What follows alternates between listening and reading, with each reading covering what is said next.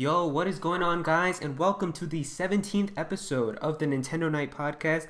I'm joined today by some awesome people to discuss all the Nintendo news that's happened this month. So let me introduce to you guys their panel that we have. We've got Mudkip Memo, our special guest.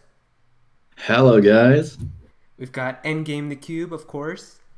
I think his mic is muted though. And of course, we've got Ruffled Rowlet. Yo, boss, it's me. So yeah, I mean, we should have more people that might join later, but I mean, we're pretty good now.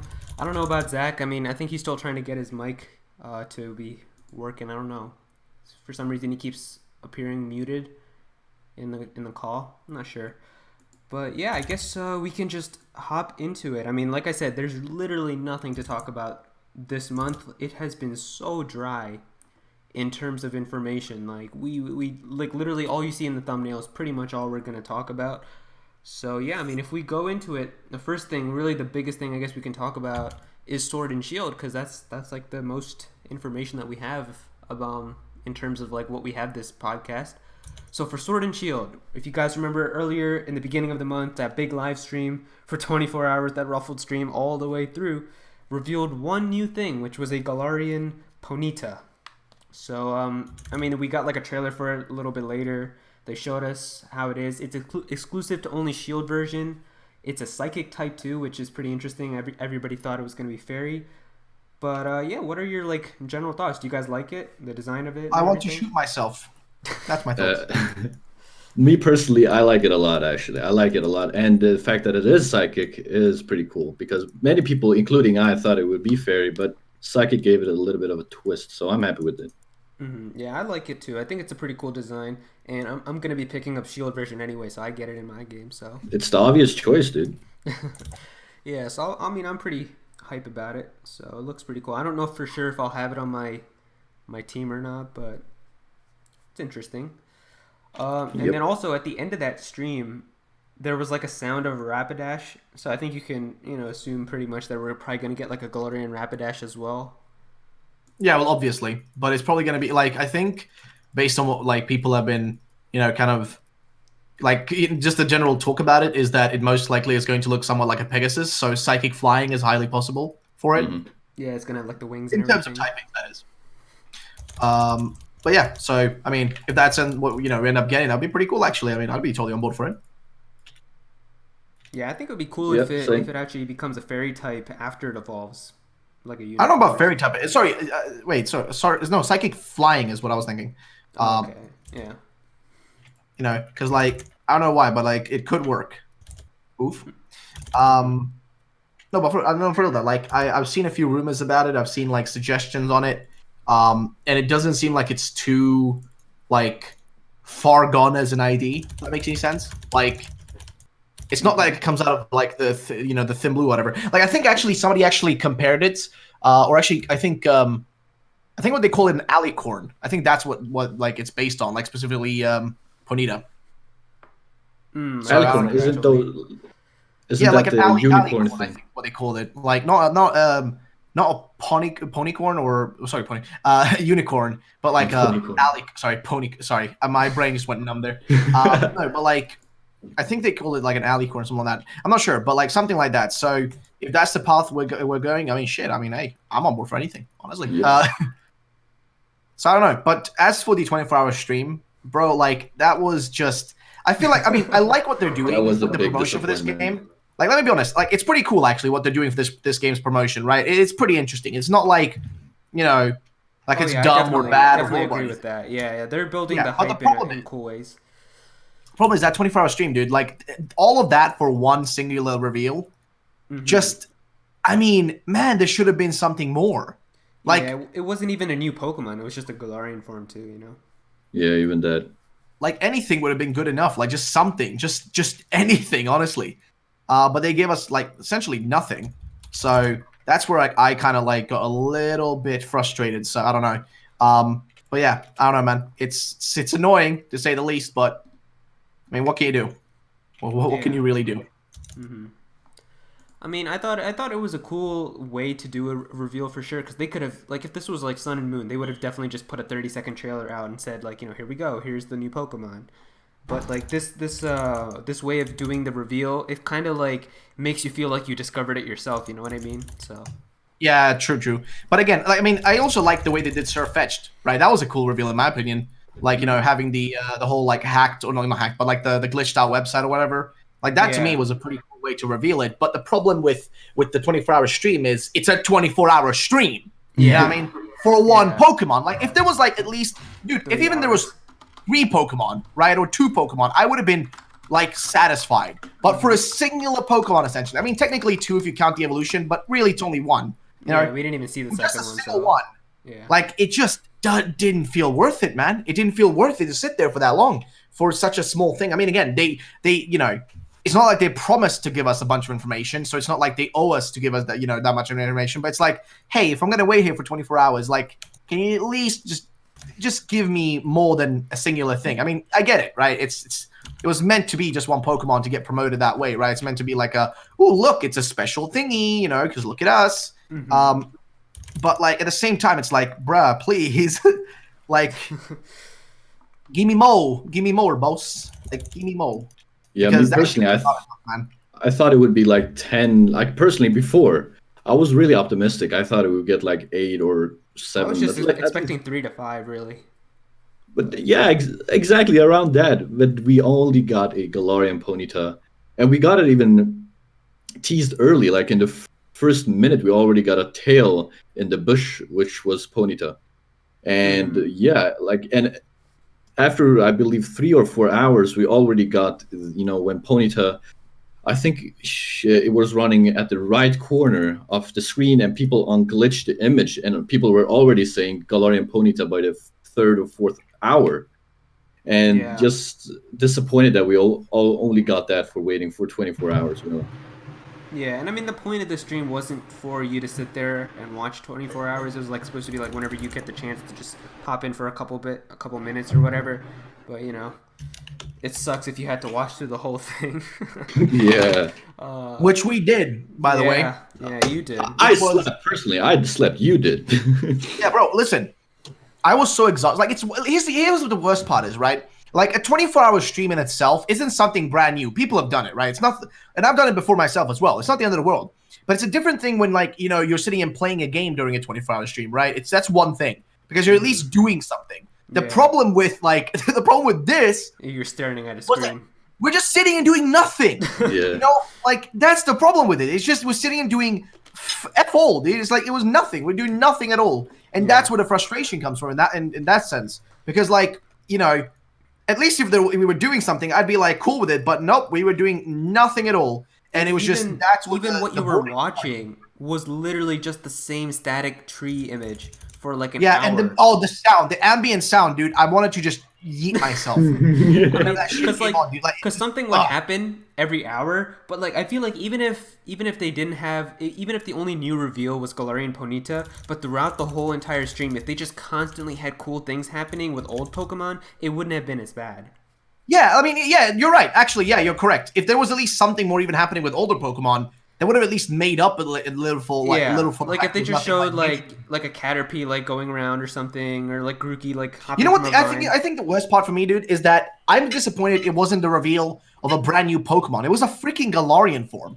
They really put like way too much, like, I feel, you know, attention for a Kanto Galarian form Pokemon. Like, it's just, I feel like it was unnecessary to give that much, like, you know, that big of a spectacle, so to say, you know what I mean, for just that thing, right? I mean, it's one thing, in my opinion, if it was like, let's say, what do we call it? Like a part of the story or something. Yeah, like a brand new Pokemon, a legendary, a mythical, like just, you know, something. But it was literally just what was it? It was just a Galarian Ponyta. It was just a Galarian Ponyta, nothing else. Nothing brand new, spectacle, you know, spectacular or anything. It was just and I mean, I'm not saying it's a bad Pokemon. I'm not saying it's a bad design. It's cool design. It's really good, actually. I really like it. It's cute and adorable, and I'm going to use it in my team. But the thing is, man, there was no reason to do a 24-hour stream to announce it. I mean, if at least there was one new Pokemon included as well, then sure. But all we had was Impidimp walking around like a little piece of shit, just being annoying. That's what it was, man. He was just being a pain in the ass to just made you? I mean, seriously, you scared me so many times as well when he just came up on stream out of no, on the screen I out of remember nowhere. that. Yeah, that was crazy. But yeah, I don't know. That's my How y'all thoughts on doing? the 24-hour stream, though. Yo, Zach, Yo, you got your audio unmuted finally? Yes, I was making breakfast. Oh, okay. Alright, all good. Yeah, we were just talking about Galarian Ponyta. I mean, so what are your thoughts on it? You like it? Yeah, I think it's beautiful. Yeah, it's a cool Pokemon. I like it. I like it a lot. All right, so yeah, I mean, that was basically what happened in the beginning of this month. Then recently, I think just like 2 weeks ago, we got a new trailer, and they were kind of hyping this up. So everybody was like looking forward to this trailer. We were like, what could we get? Some new areas, some new gameplay features, some new Pokemon, and it's just 5 Gigantamax forms, all for Kanto Pokemon. So we got Pikachu, Eevee, Charizard, Butterfree, Meowth. What were your guys' like general thoughts on that? I mean, I know there was mixed opinions on both sides. Can I start? This. yeah, you start. Yeah, you I start. can So do here's the thing, afterwards. right? I like the I like the Gigantamax Pokemon themselves. Like here's the thing, like I have 3 ways of looking at this, right? What the annoying part was that the whole the whole Korokoro leak of the Gigantamax Pokemon came out before the trailer, right? So it kind of ruined the trailer itself. I feel like the people would have enjoyed the reveal a lot more if we didn't get the reveal spoiled by the Korokoro leak ahead of time. You know what I mean? By like almost 5 hours or so. So that kind of ruined the reveal in itself, which is why some people were pissed off because they were expecting something brand new, but then they're like, oh, but I already got this, right? But it was technically speaking new. It's just that Korokoro for once gave us something, and it was at a time when we didn't want to know about it. We wanted to see it in the trailer. So, in that sense, I'd probably argue and say that, how would I break it down? Like, it would have probably been a better received trailer if it wasn't already spoiled through, like, again, Korokoro. But due to Korokoro's spoil, that kind of just, that's where it kind of ruined it for some people. But beyond that, right, the reveal itself, like the Gigantamax Pokemon, I'm going to be honest, the designs are cool. As much as I hate that Kanto's getting love all the time, I cannot deny that Charizard looks amazing. Like, Yep. straight up amazing. And I mean, that's why Charizard is popular, because it just looks good. If you make a new form for it, it's hard to fuck it up. It's hard to make a bad looking new form, for that Pokemon. It just really is that like super difficult because it's such a easily moldable Pokemon to make into like something really cool and awesome. So I don't know, man. I mean, honestly, I don't really know what else to say. Personally, in my opinion, I like the Mega Charizard design more, but I'll still admit the other one's still pretty cool. The Gigantamax one. I'm obsessed with Gigantamax Pikachu. Oh my god. Oh, it's adorable. It is the cutest thing in the world, man. Mm-hmm. It's literally It is just so like chubby and adorable. That's all I wanted for this game. I actually wanted that to happen, and they did it. Oh my gosh. Yeah, I mean, That like, Pikachu is a king. I mean, really, the thing I can say is the thing that was like the biggest criticism from this reveal was everybody was mad about how it was all Kanto Pokemon. I don't know if you literally after this trailer came out, like the name or like the hashtag Gen 1 was trending on Twitter for like the next like 10 hours, and everybody was just saying like, why does it all have to be Kanto? We got all these Alola forms last gen, now we're getting Gigantamax forms for only Kanto Pokemon, seems like, and I am getting a little tired of all the Kanto stuff. I mean, I understand because it's their most popular, but like, there are so many amazing Pokemon designs that I wish would get more attention. Like, I loved it when they altered Zigzagoon, and it made me wish they would do more for other regions. Exactly. And the thing that also is a fair criticism is people are saying, well, sure, yes, they have, because people keep bringing that up and saying, well, we have Zigzagoon, so it's not just all Kanto. But if you have only one like Hoenn Pokemon and then a whole bunch of Kanto, it kind of gets overshadowed anyway. So The fact that Hoenn was like the only one like other than Kanto, that just shows how it's the best region. But the thing is, I'm pretty confident that it's not only Kanto Pokemon. They probably have like some Univas and some Kalos in there, probably. The only thing about that is like this trailer, I feel like they shouldn't have shown 5 Kanto and nothing else. I feel like if they did like 2 Kantos and then like a Johto or a Hoenn or something else, it wouldn't have been as bad. But the fact that we got all 5 reveals and all of them from the same region and all from Kanto is, I think, what upset a lot of people. But I'm pretty confident when we get the games, it's not going to be all just Kanto. There's probably going to be other For sure. stuff. Yeah. What about you, Memo? Did you like the Gigantamax? Oh, like exactly as Ruffle Rowlett said, The only thing that really messed it all up was the Koro League. Me personally, I don't mind the Kanto pandering because it was the first generation that I played, and I feel a lot of sentimental value to that generation. So I don't mind it personally. But yeah, it's my favorite generation, so I love it a lot too. yeah, I feel you. I feel you. But the thing is, the whole that was the really the main thing that really messed it all up. The Koro League, and also that we saw in tweets the day before. I believe it was either Omori or it was Junichi Masuda who said that we will get a lot of information. And I already thought, like right then and then, I thought it would get middle evolutions, but we were Yeah, wrong. So like they said they were hyping it up. So yeah, they that's the was. thing. Like I think people got like excited for something, not even evolutions, but just something. And then when we just got 5 new forms, not even any new Pokemon. Yeah. Yo, we got a donation here from Broken Tommy who says Galarian Hoot Hoot and Noctowl. Well, thank you for the donation, my dude. Galarian Hoot Hoot and Noctowl would be actually pretty sick. Like that was something I wanted. It's not gonna happen though. That's not gonna happen though. Hoot was shown in the Hoot's already been revealed in the first ever trailer. Yeah, that's what I mean. Maybe it evolves into a different Galarian form, which is kind of unlikely, but it could still happen. We've seen it before where in Sun and Moon, like Pikachu can evolve into a special Alolan Raichu, so maybe like a Hoot Hoot could evolve into a special Galarian Noctowl. Oh wait, no. Oh, That's yeah, true. that's what you mean. Right, you're not wrong. Yeah, with Cubone as you're well. right. Cubone as well. Yeah. Yeah, Cubone. Noctowl would make sense though to actually get a form, because think about it, like Harry Potter, right? Mr. Harry Potter, right? with his little like owl, it would totally make sense to me to have like some sort of like ice type owl in this game. You know what I mean? Like, I would love that. I could really see it in my head. Like I can definitely see that like image in my head of what that would look like. So. Man, I'm gonna be honest, dude. I'm 100% on board for that. Honestly, like that would be awesome. If it happens, I'm down. But yeah, I think it's kind of unlikely. But the fact that Hoot Hoot's already confirmed in the game, maybe it is gonna happen. We just have to wait and see. Like everything else, it seems like it's just a waiting game at this point. Yeah, I'm trying to think of what I was gonna say before the donation. Well, you were talking about how it got like spoiled. So the thing about that was actually. I didn't see the Koro leak before the trailers. I was actually genuinely seeing it for the first time. But even then, all the stuff, well, most of it got leaked ahead of time anyway, like from that Ben Affleck leak. Like they said we were going to get a retro Fat Pikachu Galarian form. They said Charizard was going to get a new one, so like oh no, Charizard wasn't mentioned. It wasn't. No, it was just Fat Pikachu and Long Cat Meowth. Oh yeah, nothing else. Those two, yeah. Well, actually Lapras, but Lapras hasn't even been shown yet. Yeah, I mean it probably exists. We just don't know.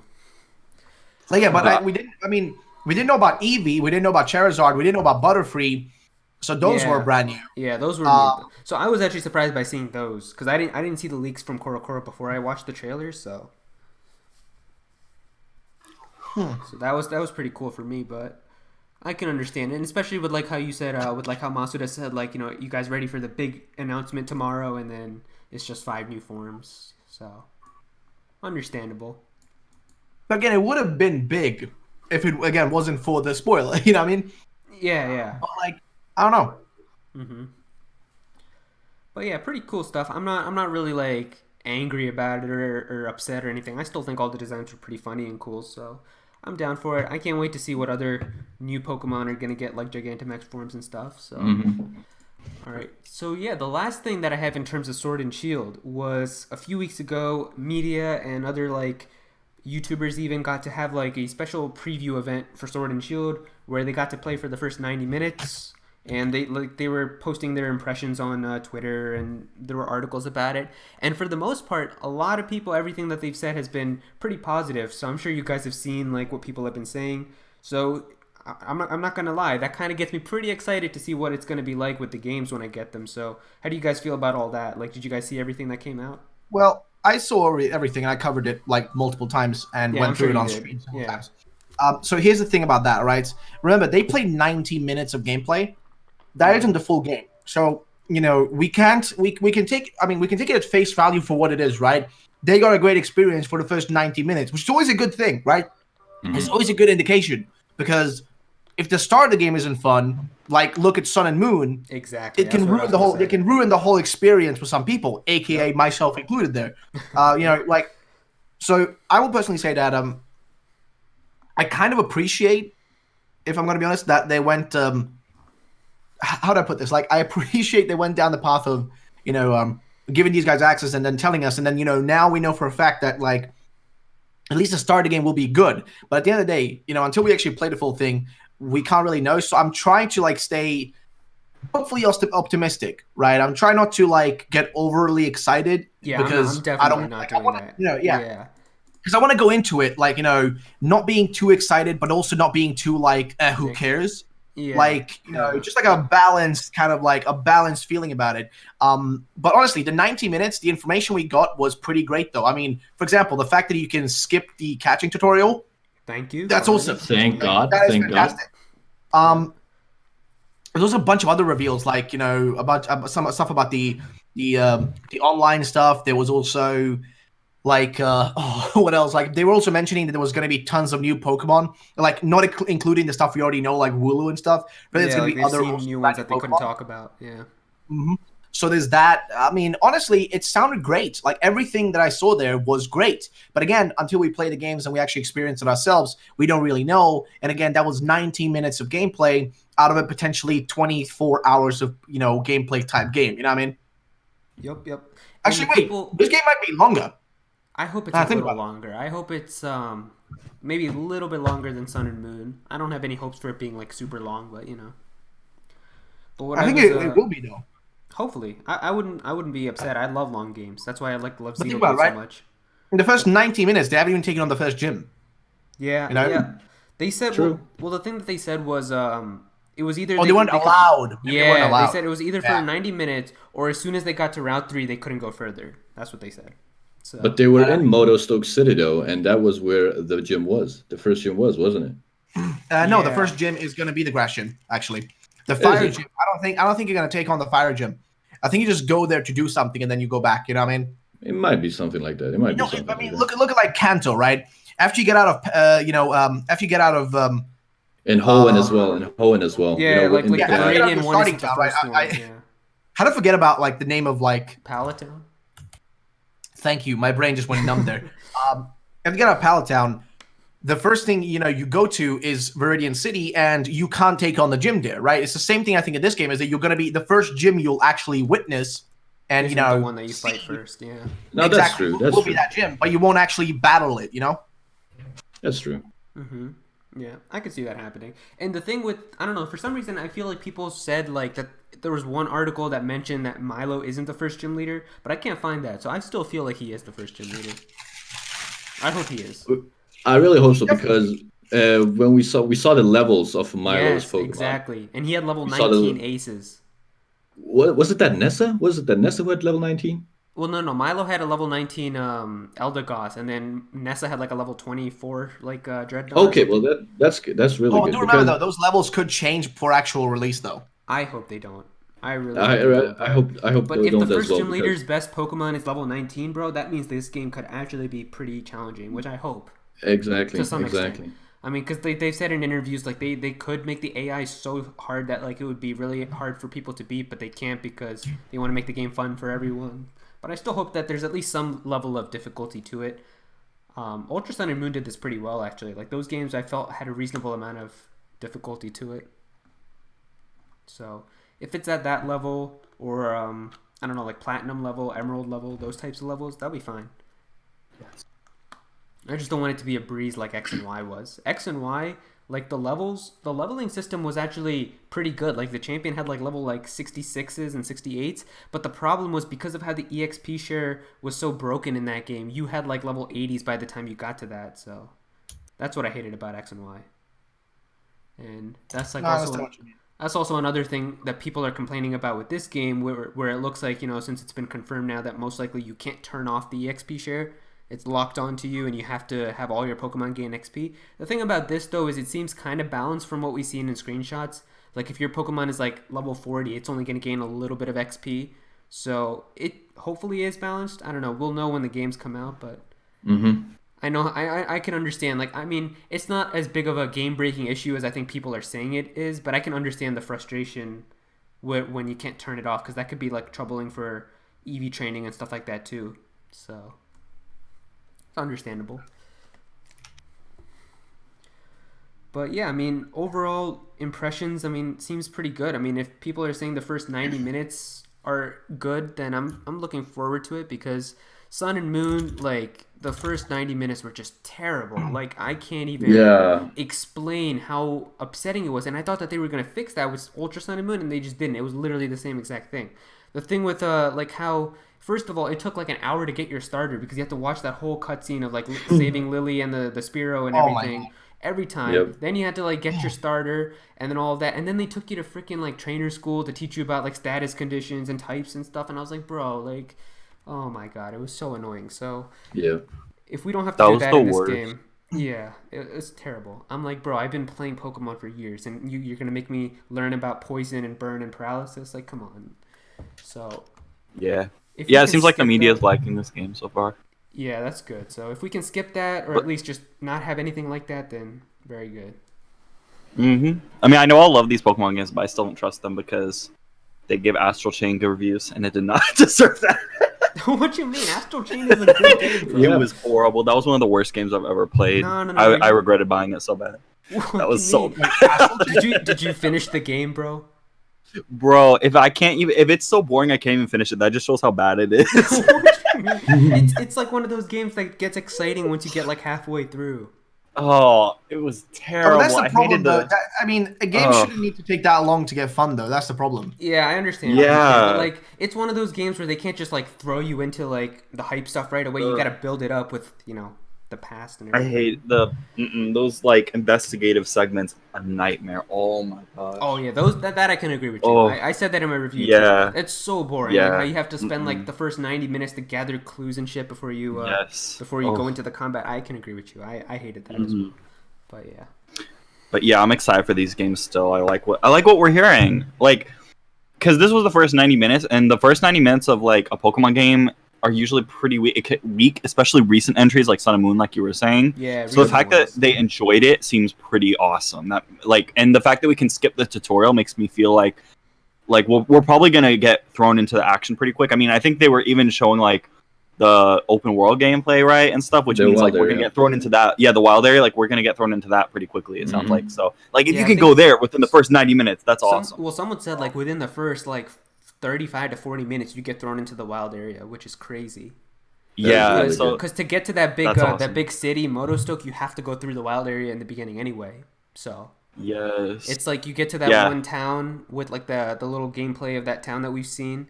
So you get to that area and then you take a train right to the wild area. I'm pretty sure. oh my god, yeah, I love that. I think these games are gonna have one of the stronger beginnings of a Pokemon entry. Hopefully. No doubt about The that. wild area is just like how Lumio City was in X and Y, where you kept coming back to it over and over to open up new areas and go to like a new city or a new route. It's gonna be like that. You're gonna keep coming back to it. I'm pretty sure to go to like new cities and stuff because it's right in the middle, which is pretty exciting.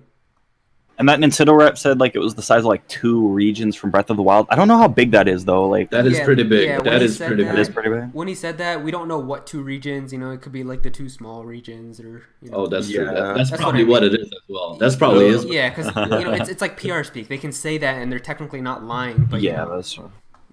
But still, I'll be happy with it. The thing is, That's with Pokemon Sword and Shield already, I'm already happy with the post game by the fact that with Wild Area and the new ranking system, with the online thing, now it was just plain numbers. Like you start with 1,500 and then you either go up or you go down, and that was just plain and boring.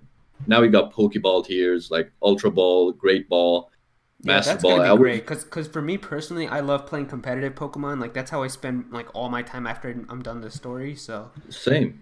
That's why I'm so happy with it, because I know that I will spend so much time in competitive and so much time in the wild area. So I'm really happy. As so far, I'm really happy with the game. bro, plus like the max raid battles and stuff. Like we could do a whole stream one day where it's like us 4 all taking on like max raid battles together. And Hell stuff. yeah, dude. So that's all good stuff too. I'm excited about that. But yeah, I mean overall, people impressions have been pretty good, so I'm looking forward to it. Not gonna get like super hype about it because I don't want to be let down, but from what I've seen so far, pretty exciting stuff. I Yeah, guess I'm looking. yeah, I guess in terms of what we can say, because the next stuff isn't about Sword and Shield, but do you guys think we're gonna see anything officially anymore before the games come out? At least Yeah, one I more don't thing. know. I don't know, dude. I don't know with this promotion. Seriously, I don't know. I think so. I think so. I think before before we get to the end, I think there's going to be at least one more thing. I am certain of that. Do you think they'll show the post game like before or no? No. No, I don't think so. Yeah. I don't think the Maybe post game if will be. it's- Y'all saw those interviews, right? That they were doing about the post game. Yeah, I mean they've said like it's exciting and That's like there's lots of interesting. stuff to do, but just keep in mind they said the same thing for Let's Go also. And Yeah, but they've been really speaking about it like in a different manner. I feel like with Sword and Shield. yeah, I mean I think if there's like a feature, maybe they could talk a little bit about that feature in a trailer or something. But if it's like an actual like kind of like a story like post game, like how Rainbow Rocket and stuff like that was, they won't talk about it. They'll just leave that for us to find out. Yeah. I guess we'll have to wait and see. But I hope that they do something good because I know they said something that competitive players like. But I think if I remember correctly, they said that exact thing, like that competitive players will love the thing in Let's Go, right, with the master trainers. Did they say that? No. No. I Oh, would they have didn't. liked Oh They man. were talking about See, they were talking about how you could change what EVs was and it? stuff Yeah, like that. the EVs and stuff in Oh, Let's Go. okay. Yo, so because when they said that this would be something that competitive players love, I'm very interested in that because that's what they said the Battle Frontier was for competitive players. So I wonder if they'll make like a UK Battle Frontier. I can Bro, dream. if there's a Battle Frontier, that's mad hype. Like I would be very Yeah. excited if that happened, but Yeah, I don't know. Even if because they did, said like, it's gonna be some kind of thing for competitive players. That's what the Battle Frontier has always kind of been marketed yeah, but the thing with as. the competitive players, I think what he was trying to say was because I remember reading that interview. He was saying it's like if you want to use the Pokemon that you've already got in competitive play, you're going to be able to do so because they're going to give you lots of tools. Yeah. Because usually what happens is like let's say you play your game, you're playing like Diamond and Pearl, and then you caught like a Starly in your adventure, a Luxray, all that stuff. You can't like once you're done like beating the game, if you want to play competitively online, you can't really use those Pokemon that you've caught in your adventure because they don't have like the proper EVs and IVs and things that you need in competitive play. But what they're saying in this game is that there's lots of tools that they're adding that you can like modify Pokemon within the game and make them like Oh, I love that. competitively viable. Like you can change their love nature that. apparently and stuff too. So Wow. Yeah, I like that idea honestly. yeah, so 'cause, that's actually very like- exciting because that's like the one thing that we don't have is natures. Like recently, like the Exactly. EV training has been done pretty well. They've been implementing lots of EV training things. IVs have finally gotten added with the bottle cap thing from Sun and Moon. The natures was really the only thing. If you had a nature, you just weren't able to change it. So that's why like if you wanted like a modest Pokemon but you were stuck with an adamant, you were screwed. You had to just do something else. But if you can change that finally, then that's gonna be really sick. Yeah, I agree because it was annoying, like to have to stress over that. I guess like when you're playing through the story, like I just want to enjoy the story. I don't want to like have to do a bunch of crazy stuff for the competitive stuff after I beat it. You know? Exactly. So this time they're saying like you can like have your starters and the Pokemon that you catch, and then you just have to do slight modifications after you're done beating the game, and you'll be able to take them right online. So I love that's that. crazy if that's true. Yeah. But yeah, so in terms of a reveal, you guys think like one more trailer, maybe like next week or this week? That would be cool, but I seriously, I don't know, dude. It's impossible to say with this promotion. Yeah, maybe not even like a full-fledged trailer, but just like a 30-second new Pokemon, just one new Pokemon or a Galarian It would be form or neat. something. It would be neat if like because they're obviously gonna have an ad campaign soon. They've already shown that really cool ad. I think that was from Japan though, with all the sprites and everything, Oh right? yeah, I saw Oh, that. yeah, That was yeah, sick. that was Yeah, really that was cool. really Yeah. cool. I'm sure they'll have an ad campaign right for America as well, and it would be cool if they like reveal like one little Pokemon, like new Pokemon, like somehow and that you could see in the commercial like before launch. That would be cool. Yeah. I mean, I could see something like that. I happening. remember with Sun and Moon, right before the games came out, literally like 2 days before, they revealed the final evolutions of the starters, and I was like, damn, they really did that. They won't do it this time because they're not even But showing yo, us the I have a prediction. middle ones. Yeah. What was your I have, prediction? I have a bit of a prediction. So I actually predicted this. Like I was like just I don't know talking about this yesterday. But I predict we might actually get the whatchamacallit. I think we might get the Nintendo Direct. A Nintendo Direct. Yeah, sorry. Next week. Reason why? Because on the Thursday of next week, which is the 31st, they're actually releasing, Luigi's Mansion. So I wouldn't be surprised if they were to do like a Nintendo Direct ahead of time, just give us a little bit more like Sword and Shield info, as well as just kind of hype people up for like the upcoming, Luigi game. You know what I mean? Yeah. I mean, I could see that happening. Plus, also, that new Smash character Terry comes out this month too, or in November. Oh, really? Yeah. Oh yeah. Yeah. So that to me seems like perfect timing for all this, kind of like plop together. I guess. Yeah, I would love that. I mean, remember like last year we got a Smash Direct on the 1st of November, which was really cool. Oh, so that was insane, bro. Yeah, that was awesome. Ahead of the Grinch leak. Oh my god. Everybody was going in expecting it, and then they opened with Incineroar and we got destroyed. That was awesome. Oh man. I would love if we got one more Direct. I hope we do. I don't know if we know. will, I feel but like the thing with Nintendo is they pretty much have like a pattern that they always do, where it's one Direct in the beginning of the year in like January or February, then they focus on a big game at E3, and then they have a fall Direct literally every September, and then they don't have anything until the next year in the beginning. So I feel like the next Direct won't be until January or February, but if it happens this year, I mean, obviously I'll take it, bro. Like, I just don't think it's gonna happen. I think what will happen is maybe we'll get a Pokemon trailer at one point. They'll probably have like a video for Luigi's Mansion 3, and then they'll have like a Terry video for Smash, like how they've done with like Banjo and Hero. Yeah. Yeah. Terry. Why do you guys hate him so much? Still so boring. Like even I was hoping like after a while maybe I would be a little more okay with it, but he's still so boring to me. Just like a budget Ken. Yeah. He's just from another like fighting game, and I think people just it just wasn't like a character that I thought people would get really hype over. So, there's definitely some regions of the world that were very excited, but it was not. Were they though? I mean, apparently, like I've seen the reveals, like the reactions for some of them. Like it's a small niche area. It's like the Latino countries and stuff. They were really, really excited about Terry. So I can see what they're trying to do.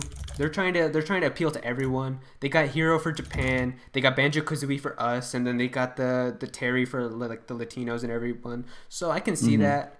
But I don't know. Hopefully the y'all better show Europe that Rayman love then. Hopefully the last reveal for the 5th character is actually someone like really cool. Sora. Yeah. That y'all better. Because these rumors have not been it with these random anime chibi thing. What even is that? Oh man. Weird. I don't know. This has been meh. But hopefully the next character is really something special. Because. All right, so the next thing we can move on is to a game that was recently just shown in like a trailer, and that's Persona 5 Scramble. So that's going to be coming out on the Switch and on the PS4. So, I mean, did you guys see the trailer for that? Because that game actually impressed me from what I was originally going. Yeah, it came out of nowhere, by the way. It looks so crazy. It literally came out of nowhere, like straight up. Yeah, and it looks pretty sick. I remember when it was announced, and I remember when it was announced, and we thought it was just gonna be like a Warriors type game, right? Yeah. But it has like a 2D platforming parts, and exactly, bro. Like they delivered. Atlas was like, you know what, we're gonna show them, and then they just gave us the craziest thing. Yeah, like I'm getting really excited now, and they were showing a segment that looked like you could be going back to like Inaba from Persona 4, and or like one of the areas from like Persona 4 or 3. Oh my gosh, like yes. Yeah, I think everybody was just like, when they announced it, they were like, oh, it's just going to be a hack and slash with Persona characters, not all that interesting. And then we see this trailer, and now, not going to lie, I might actually just pick it up. Looks exciting. Yeah, I think I'm definitely going to pick this up. I think it'll be really fun. Like, yeah, and I'll definitely get it on the Switch too. I'll get it on the Switch to support them, but Yeah, for sure. I'll get the Switch version too, for sure. And then, yeah, I mean, like, the reason people still keep talking about how Persona 5 isn't on the Switch, but I feel like the reasoning for that is because of how Persona 5 Royal is coming out. So they probably have, like, an exclusive deal with PlayStation to have Persona 5 on that, with when Royal comes out, and then once that's out, they'll probably be able to put Persona 5 on Switch. Yeah. Hopefully. But, either way, need to put it on the Switch. I don't have time to sit in my room for like 15 hours straight every day for like a week to finish this game. Yeah, I need it on the go, dude. Yeah, and I mean, like, Scramble though looks really interesting. Like, I'll probably pick that up, which is crazy because I had no intention of getting this game at all. So I cannot. Yeah, it's gonna be. It looks really good. I hope it turns out to be really. Do we have a release date for it, or do we not? I don't know. I don't think so. Is it next year or is it this year? I think it's next year, right? For America, it's definitely gonna be next year. I would assume, right? Yeah, I don't know. I'm I not mean, sure. the I have to look it up. Yeah, Persona 5 Royal comes out next year in America. It's already out in Japan, I think. Yeah. So, yeah. All right. Yeah. Yeah, pretty cool Looks stuff. nice. Yeah. Mm-hmm. The next thing, Mario Kart Tour. I mean, when we did our last podcast, That was a disaster. it was already out. But oh my god, that game! Holy shit! What people have been saying about that game, dude. I played it, and let me just tell you. First of all, the controls are so whack. I cannot even. They are awful. Control. Literally the worst piece of shit things I've ever. It was so bad. Yeah, it was man. crazy. So dude. bad. It was stupid. It was stupid. Like, just You oh can't my even God. like control, bro. Like you just start like swaying all the way to the right and left, and then you can't get back to the middle. I don't know what they were thinking when they designed the controls for this game, but yeah. So you got that. I mean, I don't understand. Like, have these developers ever played a racing game on the phone? Like, there's always like a little joystick at the bottom that you just move for where you want to go. Why did they do that? I don't get it. Why was it like? How difficult was it just to make a little joystick thing? I've played other mobile games that are like, racing games. It is not that difficult. Yeah, It's I like- have no idea. And it's Bro, like they had the template, they had all the assets, everything in front of them, ready to go, and they somehow fuck up anyway. and then, I don't get how you can do that. I really don't understand how you can fuck up that hard. And then after also having the how it's template like right in front of you. you, You know what I you mean? have to play the game like with your phone long ways. You can't play it horizontally. Which Yeah, people exactly. have said. Upright. You have to play Yeah. it, That long was so bad. That was so bad. Yeah, I don't know why they did that. And then the second thing, I mean, you guys know like you're not actually racing against people, right? They're bots. No. That bullshit. That shit's Yeah. like so fucking whack. Yeah, that's unbelievable. So you got all those problems, and then we haven't even talked about. Did you guys see how bad the microtransactions are in that game? It's ludicrous. Like if you want to get like one character, you have to pay like $40 or something like that. It's really stupid. The fact that you even have to pay for characters is so bullshit. But you know, the reason they're doing this, right? They're doing like the whole like almost like a season pass thing, right? Like the golden ticket bullshit, Yeah, where you play monthly, like monthly It's so for a bad. single game. Like, bro, this isn't fucking Fortnite. Listen, as much I'm gonna have a little bit of a PSA real quick here. As much as we may hate Fortnite, as much as I hate Fortnite, okay? If I pay for a $10 battle pass, I get my money's worth. Okay, I get my money's worth for that $10. I do not get my money's worth paying like $15 a month for a mobile game. A fucking mobile game. Yeah, it's That shit actually is not crazy. worth it. It is not worth it at Nowhere. all. Yeah. It just isn't worth it. Never, ever. Is it ever in? Just no. Just no. Just big no. Big fat. Big fat chunky no. Just See, the big thing old with no. the thing with games like this though is like I understand like they got to make the money somehow, so like you're expecting the microtransactions to be in there, but the way that they do it in this game is just beyond like any other mobile game that Nintendo has released. It's like out of control with this. But the game. reason why is, right? The reason why is if you look at their earnings from all their previous mobile games, they didn't make fuck all money, right? The ones that made the most money were like Fire Emblem Heroes and like, I think the Dragalia Lost something, whatever the fuck it's called. Yeah, that RPG. That mobile game. Yeah. Those were the ones that made them the most money, right? And that's, those had that whole model of, what would you like call it? I guess the whole like, open system. packs to get things, like loot box thing, right? They had that whole model to it, and they realized, oh my god, we can make a $250 million doing that, and like putting in fuck all work, or make like, I think I can't remember what it made. I think Dr. Mario made $250,000. I didn't even get that game. That's nothing, okay? But at the same time, it wasn't even that good of a game. It's just Candy Crush. It's just Candy Crush with with a Mario theme. That's it. Yeah.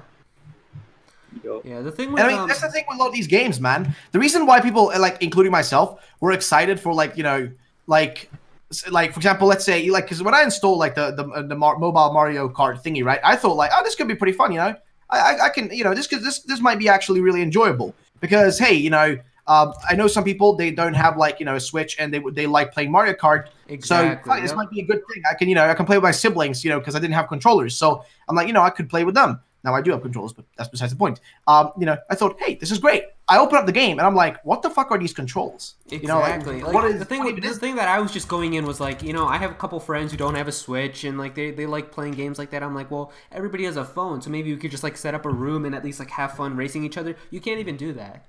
It's like, what's the point? Like you don't have like player versus player at all. It's like they're just these bots that are in the game, and it's just it's kind of a disaster. And the thing that they made it is they made it like a gacha game where it's like certain characters are better than others, and like the certain carts are better, which is fine because like every gacha game has like the legendaries and like commons and shit. But the thing is, all the other games, especially even the ones that Nintendo has released, like Fire Emblem, and I don't know about Dragalia Lost, but I know Fire Emblem, they give you enough. Oh, Dragalia Lost, the same thing, dude. Yeah. But the thing with Fire Emblem is they give you enough free shit that like you can keep playing free to play, and you'll still be able to do decently well. Whereas in this game, you don't get anything. You literally are like forced to pay if you want to do decent in this game at all. Yeah, which is the that's problem. True. Because Fire Emblem, I've only paid a little bit of money in that game, and like I've still been playing just for free, and I've been able to get like good characters and good shit. Like I haven't had to pay a lot. So I haven't spent any money in that game. First of all, because it's too expensive to begin with, right?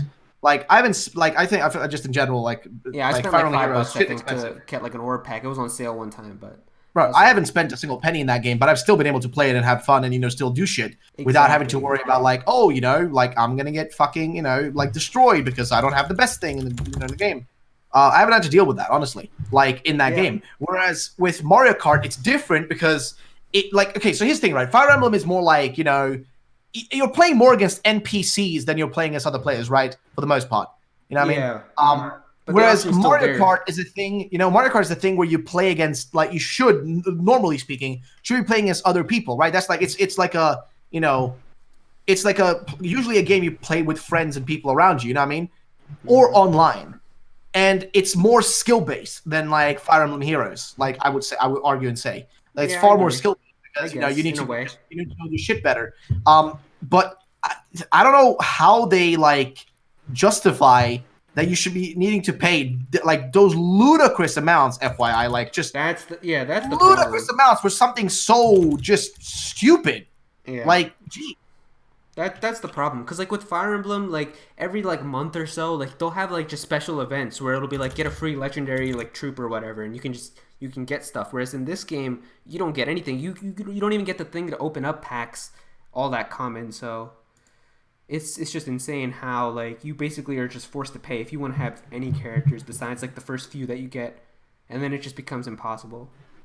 So yeah, I don't know like what they're gonna do with that game, but I know literally every reviewer has mentioned how the microtransactions in that game are like ludicrous. So, but not even just the microtransactions. The controls are awful. Yeah, like they're just bad. Yeah, even the game itself just isn't worth it to spend the money on. It's because it's just so trashy, like with the controls.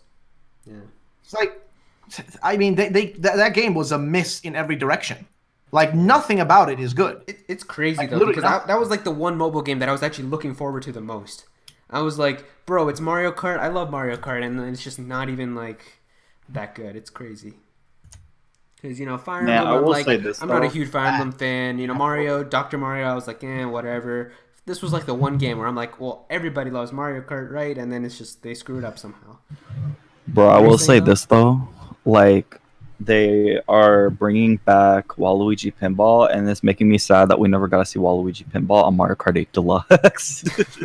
Yeah, that's true. And the thing about this is a whole other discussion, but the thing about this now is Nintendo keeps liking these mobile games now, which people are scared that this is replacing their other like big line titles or whatever. Like they're saying like because now Mario Kart Tour is out, they're making it doesn't mean that we won't get Mario Kart 9, but it means like it's pushed back further. Then we will. It's not even just their mobile games. They're doing like remasters to replace whole like new games, and that's annoying. Like Mario Kart 8 Deluxe, like now everyone's saying like, nah, we don't need a Mario Kart 9 because like of Mario Kart 8 Deluxe, and it's selling like insanely well. Yeah. Mario Kart 8 Deluxe is the most selling game on the Switch right now. Yeah, and it's a remaster. It is the number one game. Dang it.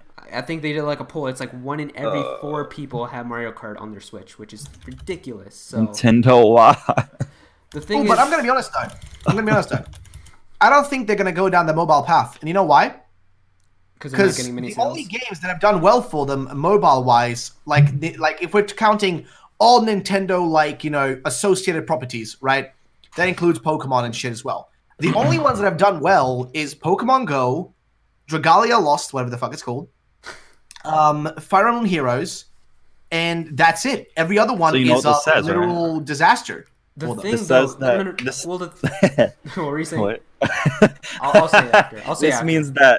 This means that the anime threat games can stay on mobile, and we can get nothing but like normal Nintendo IPs on the Switch. No, but for real though. Like, think about it though, because even look at I think even they're gonna a little bit loosen up on the whole, wanting to make more mobile Pokemon games. Because I mean, look at like Pokemon Masters. They really put a lot into that game to make sure that honestly, look at the amount of promotion they did for it. I mean, listen, I am a sad human who has to watch Bokenshi every Sunday because I'm always promised something, but I never get anything, right? And bro, like every time Bokenshi's on, during that hour when there's most children watching, right? They're advertising Pokemon Masters, That's what's being advertised on during the commercials. That's the thing that's on there. And, that to me, it just indicates that, wow, they're clearly they really wanted this game to be big. But, man, it is just not performing as well as they thought it would. I think it dropped about, in terms of player base, I think it dropped about 95%, after 2 months. That's a lot of player base to just drop, yoink, they're gone. That is a lot, man. That's not a small amount of players to lose. But at the same time, it makes sense that they lost that many because, bro, the game is just not... most people's cup of tea. I mean, including myself. It just isn't that great of a game because I don't know, it's just empty, bro. It's just so empty in terms of content. I know the gacha people are totally fine with it. They're like, oh, this is how it's meant to be like. But I'm a Pokemon player. I'm not a gacha. I'm not here to play gacha games. I'm here to play Pokemon games. And I didn't really assume that was what I was gonna get. Just this slow burner that just nothing's happening for the majority of this time. So I don't know. The thing that I'll say is, even though those games didn't do as well, the thing is they probably did well in terms of the amount of money that they make with how much they put into making the game. If that makes sense, their budget. Yeah, that's fair enough. Because those games are low budget. Come on, they're not. They didn't spend. Listen. The reason why they do these mobile games, I mean, this is the reason why everybody's going to mobile is because they're seeing the numbers in mobile. There's no other reason they're going to mobile besides oh, look at the numbers, right? They're not going in because they want to make good games. They just want to make quick money. But at the same time, also, the costs might be lower for sure. I mean, let's be honest. They just reuse assets for the most part for these games. You know what I mean? That's why people are saying, because it's even if they don't make as much money for Mario Kart Tour, spending a small budget to make Mario Kart Tour and then still make a good amount of money for microtransactions is better than spending a whole bunch of money into Mario Kart 9, if that makes sense. You know what I mean? Mm-hmm. That's true. But at the end of the day, though, they don't make that much no matter how you twist it, because there's only a few of their games that have been that profitable. You know what I mean? No matter what you twist it, sure, they're reusing assets, etc., sure. But it's still development cost that is, needs to go down there. You still got to make that game. No matter how you twist it, it still has to be made by someone. And, somebody has to be paid for that work, for that labor, right? So there's still a cost going in no matter what way you twist it. The infrastructure, setting that up, making the UI, making all that, the background stuff work. There is still work that needs to be done that costs. Of course, it's lower than making a brand new game, no shit. But I don't think, think about it like this, right? So think of if you're a company, right? And you're a company that's as large as Nintendo, because you got to remember their size, right? We're not looking at a tiny indie company here. Look at Nintendo and their size. Now, if you look at Nintendo and their size, think about the most, in a logical sense, right? If they're making a game, they want to make $1 billion out of a game, right? Rather than making $15 million. $15 million in Nintendo's pocket is nothing, right? That's just a drop in the bucket out of the billions that they might have in their, bank accounts. So if they make a game that costs them, let's say they make the Mario Kart game, the mobile game for $1 million. Let's just be very, as low as possible, because $1 million is not a lot for game development, but for a mobile game, probably a lot. So let's just go with that assumption. So they make that game. Cool. Now, they release the game, and it only makes $2 million. Sure, they doubled their profit, but remember that there's also stuff they had to pay for that. They need to pay people who are promoting it, putting it up on certain places, like App Store. There is a fee that usually comes in with that sort of stuff. You know what I mean? Like, there's all these extra things. So at the end of the day, is it worth it to put that $1 million that you essentially just like you're gonna make a $1 million back? Cool. But what is $1 million? Or do you make a big brand new game, like a brand new Mario Kart game, right? That is a big seller that will make money if you make it, right? You just need to make it and people will buy it, right? Or do you make that and spend like let's say they spend $50 million making it, right? Like as a rough estimate, just to be reasonable. Just numbers. Yeah. Let's say they spend that amount of money. Then logically speaking, in my mind, if you release that game and you make $1 billion, isn't that better than just releasing a cheap, quick mobile game? Like, just think about it logically, right? Like, you spend $50 million on making a game, but your profit margin is over 100% of that, right? Like, yeah, I know what you mean. I mean, also the thing with mobile games is also how they can just keep putting out like constant updates and stuff, which they can't really do that with like AAA games on the Switch, I guess. Yeah, no, that's true. But that's how they make money. They drip feed you content, right? Because you guys know, like, if you still have Mario Kart Tour installed, you always get like a notification every week where they're like, a new cup is open. Get this character and shit. But here's the thing, right? Look at for example, a game that makes billions of dollars every year and that's hyper popular that I'm playing right now, League of Legends, for example, right? The game is ran on microtransactions. Downloading it is free, just like mobile games. You download for free, but microtransactions are what keep it going, and they keep drip feeding you new skins and new stuff once in a while, right? You know what I mean? That's the same thing with mobile games. They inherently stay the same, but you just keep getting like small updates, small things added, blah, blah, blah, blah, blah, and microtransactions to supplement, the costs of running the thing, which isn't even that expensive if you think about mobile game costs and shit. You know what I mean? But like, I think the grand point I'm trying to get to here is that in simple terms, right? It's not worth it almost, if that makes any sense. Yeah. Like, I mean, Fire Emblem Heroes was, Dragalia Lost was, and Pokemon Go 100% was, like, undeniably. But I think the issue is, like, these other games they've been making. I mean, look at, like, Animal Crossing Pocket Camp or whatever, right? That game made fuck all money. Look at, Pokemon Masters. That game made fuck all money, right? Like, they really put a lot of effort into making sure that game was going to be big, and they clearly put a lot of effort into Pokemon Masters, but with all the cutscenes and stuff, right? You know what I mean? Like, that clearly took a lot more effort than just being like, snap a finger and it's done. You know what I mean? But are people playing it now? No. That that residual money they wanted to get, like money from microtransactions over time, just isn't there because they're just not making good enough games to to justify the costs of keep playing it, right? For example, if League of Legends was a good game to me to for me to enjoy and play, I wouldn't be spending money on it. I wouldn't keep playing it. I'd stop playing it. I'd just be like, oh, this game is boring. There's nothing to do. It's just lame. It's just not good. I'm leaving, right? But if it's a good game inherently in itself, like if the base game is a good product, that people will keep playing it, like Pokemon Go, right? The base product is something people really like. It's a good game. Not in my opinion, but just generally to the people who play it. They like it. It's a good game to them, right?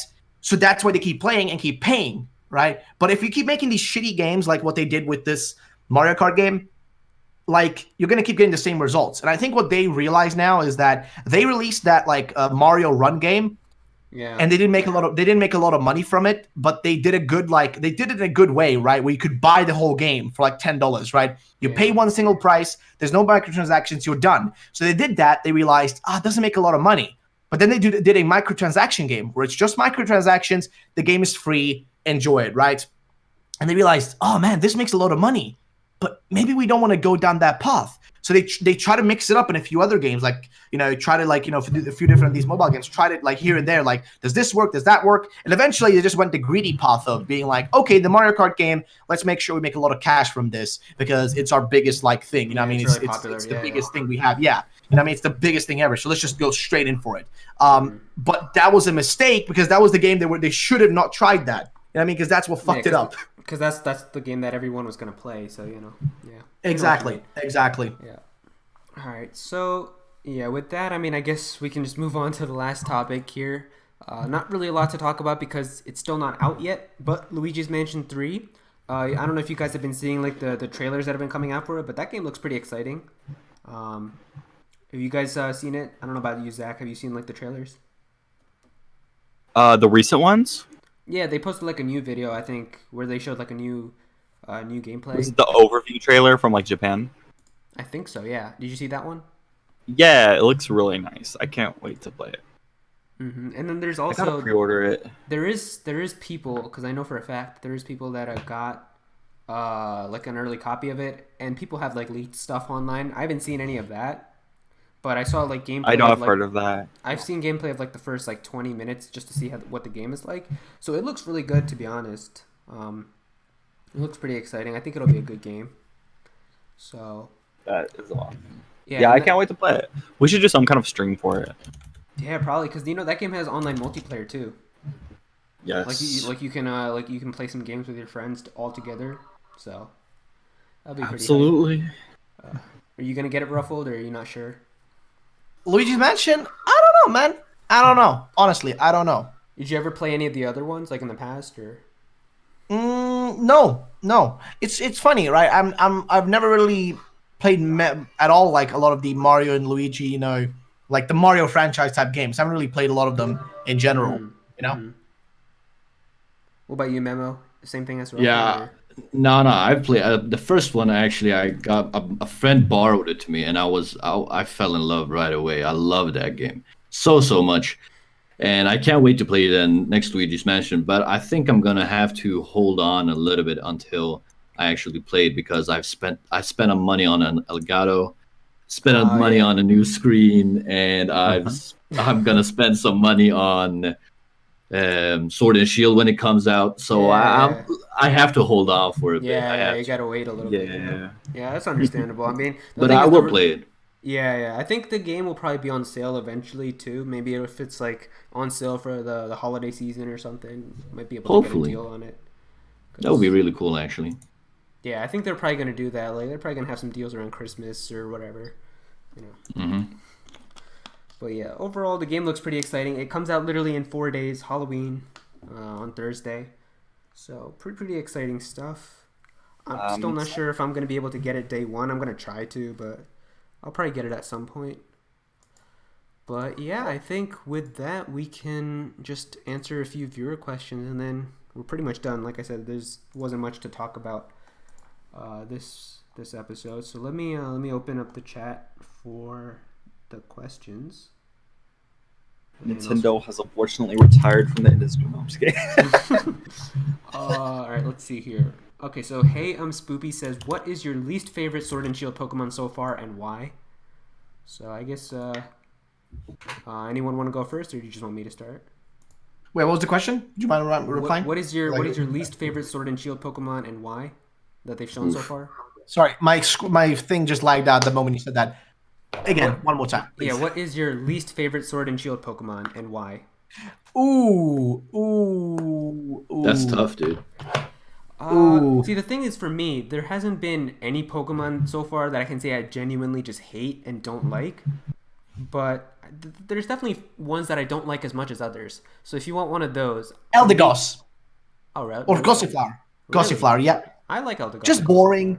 It's like, I've never been a fan of the just kind of like generic grass types. Like they're always like, there's some that are good, like Bellsprout, for example. I think is like just the creme de la creme. Really? In terms of generic grass types, the generic grass types. I'm not talking about like Rowlet and shit in terms of grass types, or Shifty or whatever the fuck. I'm talking about like the generic kind of like like the easy ones that you find in the beginning. Roserade is the best Pokemon ever. Oh my gosh.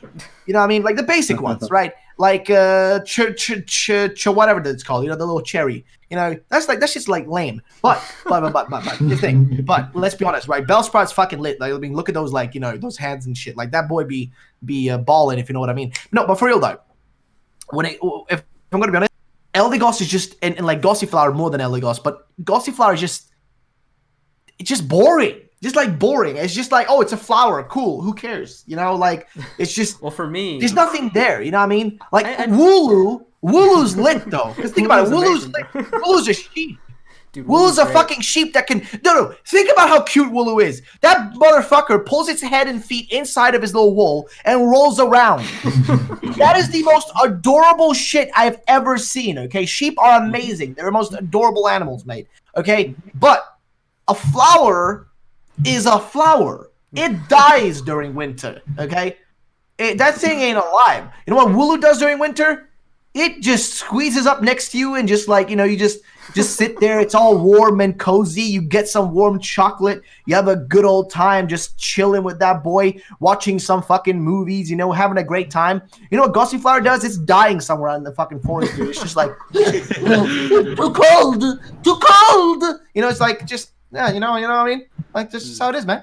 Well, for me, I like Gossifleur and Eldegoss, but for me, I would say my least favorite would probably be El Creamy. I don't know. It's just... Yeah, oh, definitely. Yeah. Actually, you know what? I switch around. That's the worst one. Yeah. Yeah, that Pokemon is literally like a Slurpuff too, bro. It's a fucking cake. And it's just, yeah, I mean, it's not terrible. I don't hate it, but it's definitely at the bottom. It's at the bottom. Yeah, El Creamy, yeah, it's at the bottom. I don't hate it, but I don't like it all that much. I think it's pretty generic, just a fairy type Pokemon. It's based on a sweet too, which we've gotten before. We've gotten Slurpuff, which is cotton candy. So why do we need to have cake now? Like, yeah, I don't like it all that much. What about you, Memo? Like, personally, I like every single one of them, but the least favorite one is probably, oh snap. The least favorite one for me is probably, I would say El Creamy as well. El Creamy as well. Zach, you have to say El Creamy. Here, I gotta look at. Well, let me see. I gotta look at all the Pokemon revealed so far because I'm not remembering. All right. Everything, and I don't know. I don't think I have one. Sorry. I mean, the other ones have been pretty sick so far. Like we have the starters. We have Wooloo, Corviknight, Gossifleur and Eldegoss, Yamper. What else? I think El Creamy. Obstagoon as well. Yeah, Obstagoon. Obstagoon is the one that's most sick looking, except for I some love of that them. one. Morpeko, that thing that changes, the hamster thing. Yeah. But yeah, I mean, all those I like. Yeah. I like El Creamy is like really the only one that I'm like, it's you know. All right, I'm looking through it now. Man, it's hard to pick. I don't want to bully these cute little Pokemon. I mean, we've all said Bully that we them! hate them. Bully them! No Oh chill. my god. Don't have no regrets. Destroy them. Inhale the Pokemon. You know, knowing Zach, he's about to like roast Sobble and just disappoint everyone. Gross. I am totally on board for that. I mean, it's adorable, but I have nothing against you roasting it. Yeah, it's Roasting my, which one? It's not touch Score Bunny. I'm Gucci. Sobble. Roasting who? Sobble. Oh, yeah. Sobble's my least favorite one. I'll pick Score Bunny. If you told me I couldn't pick Score Bunny, I'd still pick Grookey. But Sobble, no, I'm not picking Sobble, bro. Hilarious. Oh my. Sobble's fine and all, but he's definitely my least favorite out of the three. I guess that rock. Oh no. Roly Poly. Oh, Maybe really? the rock one. I'm not sure. There's no. I don't really. No. Okay. I think it's this one. Dreadnought. He looks boring. Dreadnought looks cool though. Dreadnought looks Really? pretty alright. Oh. Yeah, I mean, Dreadnought's- it's. I can agree that it's not the greatest thing in the world, but like I feel like at least like Al Creamy to me is just so much more annoying in a sense. Like it just kind of Yeah. like it's just dumb. its existence annoys me. the fact that Yeah, they It's have a to cake make for crying out loud. We don't need another like. I mean, listen, like why? Okay, for example, right? If I ask everybody this, right? So, do you prefer that we now have another like food-based Pokemon, or would you prefer, like me, that we had a freaking dolphin Pokemon now? Like, where's the dolphin Pokemon? Why don't we have a dolphin Pokemon? Why is it? You know what I mean? You know, where is it? Yeah, Now, where the fuck is it? yeah, they gave us another sheep before they gave us a dolphin. Yeah, true. But at the same time, they also gave us another fucking, food. Yeah. Another food. You know what I love? I love Yamper so much. Yeah, Yamper's Yamper's cool. Yamper's pretty. cute. A Yeah. legend. Yeah, I do hope its evolution is not going to be as fat though. I like Impidimp too. The Ben Affleck said it was gonna be a Ruffle probably hates greyhound. So. Imp now. Impidimp is hilarious. I hate it. love him. He I looks fucking like a hate troll. Impidimp. I love Because him. it just taunted me for after like. after that stream, Ruffled hates Impidimp now. It's all I didn't even hate it that's before that. I liked it, but it's just like, oh great, you're gonna taunt me for the rest of my fucking like stream. Great. I know. Thank I you. love it. He's a troll. Like that's amazing. Apparently, like the I leaks like or Ops like Goons, rumors yeah. about it, people have even said like when you're walking in the cave, it'll just randomly jump at you or whatever, and that's how the battle starts against it. I can so see that happening because it looks like a trolly ass. Yes. Oh yes. Bro, man, I'm looking at these Pokemon. They all look so fresh. How am I gonna pick a team? I swear. Yeah. Yeah, I have to see the whole Pokédex before I can pick my team, but you know, Surfetch is so awesome. Oh my gosh, Surfetch, the he smoke is face. that boy. Bro. Poltegeist, yes, my dream Pokemon. Yeah. All right. Let's see here. Next question is from Banshee Bun. It says just for Aero. It says give your thoughts on Sword and Shield. Don't sugarcoat it. Like your honest thoughts. Don't hold back. So obviously he's saying that because of all the stuff that I've said on Twitter and shit. So I'll say this. I'm excited for the games. I'm gonna get them. I'm looking forward to them. There's definitely good things about the game that I'm looking forward to a lot. Like the new characters, the new Pokemon, the music, all that stuff seems pretty exciting. The region too, like some parts and cities look really nice.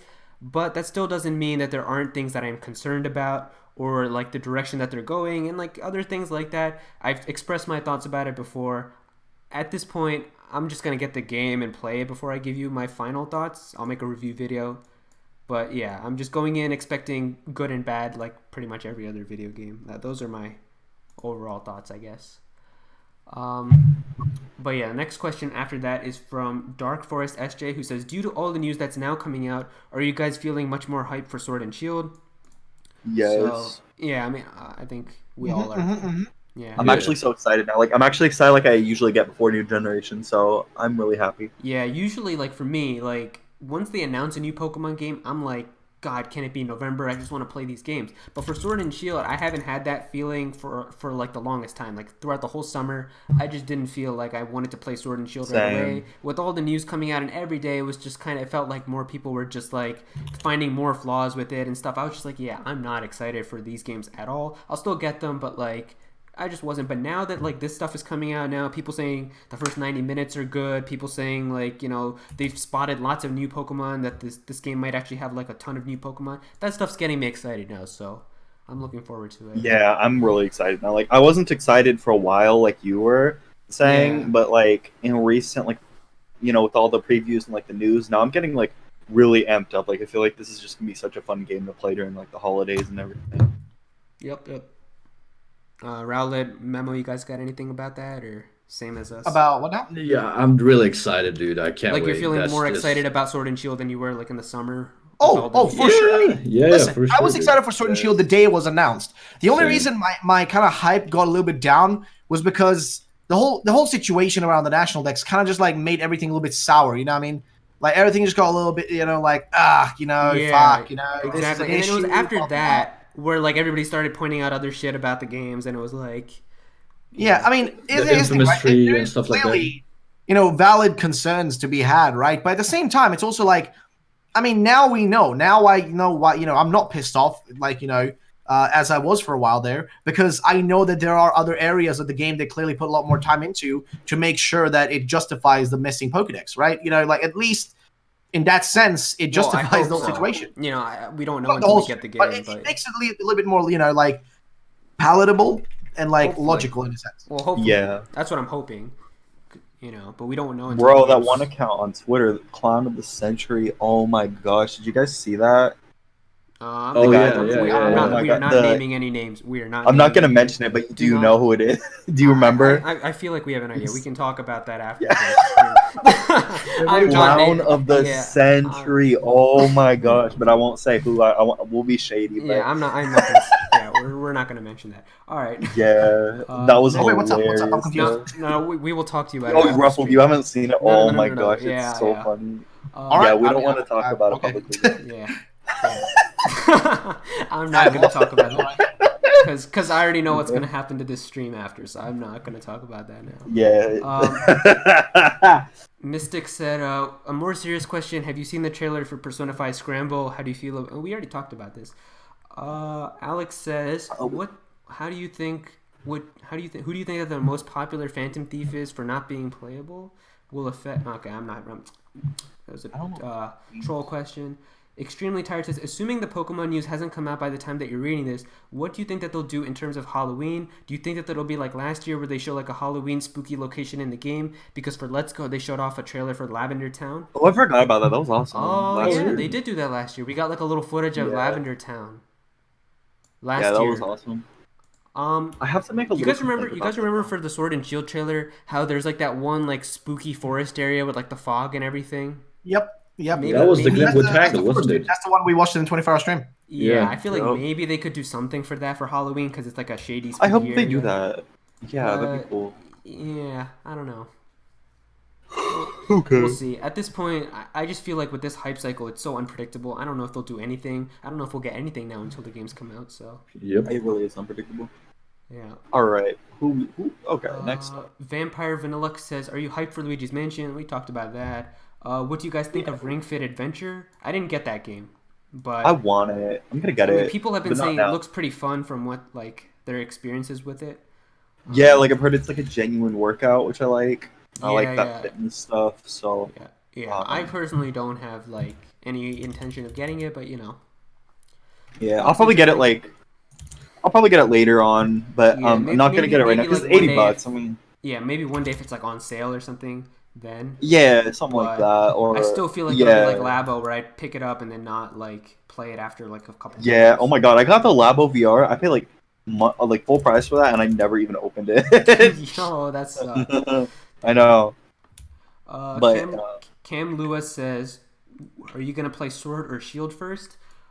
Well, I'm only getting Shield. My brother's getting Sword, so I'm only gonna play Shield. well, I'm sad. Shield literally has like all the best Pokemon. Yep. Like the only thing it's missing is like Surfetch'd, but I want Sword because of the legendary plus Surfetch'd. But You like can get those Shield has like crazy Larian Ponyta. It has like Sableye, my favorite Pokemon. Okay, other than Mudkip. Like Hell I'm yeah, mad. dude. I'm mad. Hell yeah. I respect you for that, dude.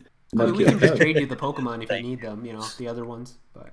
Yeah, because I figured I'll get Sword still just because the legendary. I mean, no, most people aren't gonna want to give away like their anything for like a legendary. They'd have to give a legendary to me and whatnot. It'd be more convoluted than like the common Pokemon. So, yeah. Yeah, personally for me though, I like Zamazenta more than Zacian. Same. I just like the design more. I prefer think Zacian. it depends. Yeah. Like it's preference, but like to me, I just Yeah. think having like a shield that's built into your body is sick than compared to just having a sword, you know, in your mouth. Bro, Yeah. like No, this I mean, Pokemon I literally like has it- my like it name. because Like Zacian I is have to literally get a it. reference to Sif Yeah, from yeah. like Dark Souls. So Yeah. like to me, that's enough justification to to want that bad boy. Bro, this Pokemon literally has my name. Like I have to. Oh have it. yeah, you got the name Zach. In there, It's so. literally called Zax. Yeah. Zax. Yeah. All right, so let me pull up the next question here. Adam says, how many units do you predict that Sword and Shield will sell? 20 million. 20 million? Well, Hold on. 15. I 15. have to look up like sales. Bro, the last time they sold 20 million was like Diamond and Pearl. I think. like I think. Oh man, what was the last time it sold 20 million? I can't even remember. I think it was gold and silver, maybe. Okay, let me see. Yeah. So Pokemon X and Y. Because we're in an era where everyone's buying everything from Nintendo. Like literally, Nintendo just poops and like people buy it. Like Yeah. That's That's the best way to describe it. I swear to God. That's the Just give us- best way to Just give describe us some it. half-baked shit, and everyone's like, "Oh, guys, day one." It was actually quality poop, guys. Like I won't take that away from them. They had good games back then. They had really good games back then. Yeah. So the thing I will say is because Sword and Shield is a new generation, it will probably sell more than like other like games. You know, like that's typically what happens. X and Y sold a lot. I think I'm looking at that right now. So X and Y has sold 16.4 million copies, and then Sun and Moon has also sold 16 million copies. So yeah, new generations typically will sell more compared to like like an Ultra Sun and Moon or like a remake or something like that. So because Sword and Shield's a new gen, I'm expecting it to sell like around there. I would say like 15 million, probably. The thing to keep in mind though is there's also people, we don't know how many of these people are are actually going to stick by their word, but there's a good amount of people who've like canceled their pre-orders and said they're not getting the game and shit. So that's probably going to have an impact. Those people are like such a minority, though, in my opinion. I mean, there's probably people that we don't even know, like who haven't talked about it, but like, how are you going to get the game I don't now? know. Or, there's also people who are going to buy the game used, and that doesn't count towards the sales and stuff like that. There's lots of other shit. I still think though, 15 million is a good amount because Let's Go got 12 million, and that's a remake of a remake. Let's Go was like. So, yeah, and listen. 15 million I think is a reasonable number. Remember one thing about Let's Go also, by the way, it was utilizing a lot more promotion than Sword and Shield. FYI, I don't know if you guys noticed that, but like there were billboards all over the place promoting Let's Go, dude. Like I live in Sweden, dude, and I live in a smaller city, right? And I never in my life, unless it's a movie, right, or something like that, I never in my life had seen a fucking poster for a Pokemon game being promoted. Like, I'd never seen that. It was such a weird feeling to see that on, like, the billboard and shit. Like, they're promoting Let's Go Peach, Let's Go Eevee here? Like, that is strange. But with Sword and Shield, I've been in the town all the time now, and I've never seen it a single time. Nowhere. And I mean, no billboard, not on the buses, nothing like that. Like, you don't see it promoted anywhere. Yeah. So, I'm going to be honest and just, blindly say that, I don't know, man. I feel like 15 million seems like a good number to me. Yeah. I don't know, because the thing you also have to keep in mind is there's probably a good amount of people who didn't get Let's Go, but want to get this game, and they're gonna have to spend 300 first to get a Switch, and then 60 on top to get the game, because the game is 60 now. So you got stuff like that also. Plus, it's like, there's no competition this holiday for it. Like last holiday, we had Smash. So like, well, in terms of Nintendo games, yeah, but like, yeah, exactly. I'm talking about like, there's still other big games too. It's like, would you rather, I think that you'll see a lot of Switch owners who normally maybe wouldn't check out Pokemon, check it out just because they don't really have any other games to buy for the holiday. In that sense, that's true. But like, I'm talking about like in terms of people just wanting to get like a new game. Maybe if you only got $60 this year, are you gonna spend it on Pokemon? Or like the new Death Stranding game looks pretty hype, not gonna lie. So something like that too. So it's up to that, like what people spend their money on this year. You got only Nintendo side. You got like Sword and Shield as the big holiday thing, but other companies got like Death Stranding. You got the new COD game, stuff like that. So yeah. Although I will admit, there's not a lot coming from the other companies this holiday either, because we're going towards like the next gen now. Yeah. We have Death Stranding, but that's really it. I mean, and like. That's true. Yeah. Also, yeah. Because next year PS5 and new Xbox and all that, that's gonna be lit. Next year's gonna be insane. Like PS5, new Xbox, Animal Crossing, Doom, Final Fantasy Remake, Cyberpunk, Last of Us. Yes, yeah. Jesus. Yeah, 2020. Bro, that's insane. Xenoblade Definitive Edition. Oh my god. Oh man. Yeah, next year is gonna be wild. It is. It's unreal. Let's see here. Alex says, "Do you think Sora will be in Smash?" I mean, if Disney's cool with it, bro, then sure. I'm all for Sora. Disney would be cool with it. I'm all for Sora. You already know, so I think he has a chance. It's up to if they decide to even add him in, because they have to like first think like, okay, we want Sora. Then they go to ask the company like, can we have Sora? Disney would say yes immediately. I promise. Yeah, they probably say like, yes. Remember they put Wreck-It Ralph in Sonic Racing. Like, yeah, it's Disney up to care. It's up to if the team just decides to put Sora in. Because I'm almost exactly. I really doubt that they're gonna say no. Like pretty much any company wants their character in Smash. They already know how popular Smash is. It's they know promotion for their franchise. Yeah, they know the competitive scene is crazy. They already know if Sora gets in, if some competitive player puts Sora, then every time there's a tournament, you're gonna see Sora gameplay and like stuff like that. Like they already know that'll get people into getting their games and stuff. And like look at Fire Emblem. Fire Emblem's like the best example of how Smash has helped out that series and made such a big Western fan base. Yo. So Smash was doing charity for that. No. Oh man. And they saved it. So. But yeah, I mean Sora, I'm excited for it if it comes. Banshee Bun says your most wanted character in Smash. Yeah, I mean we pretty much say this all the time. Yeah, literally asked every time. For me, yeah, Rex and Pyra, Sora. What was yours again, Zach? I forget every time. It's like one of those retro characters, right? I know you say it all the time. Well, I have a few. I can only think like Shell from Portal or Gordon Freeman from Half-Life or Minecraft Steve or Rayman. Yeah. Well, Minecraft I would be guess- lit though.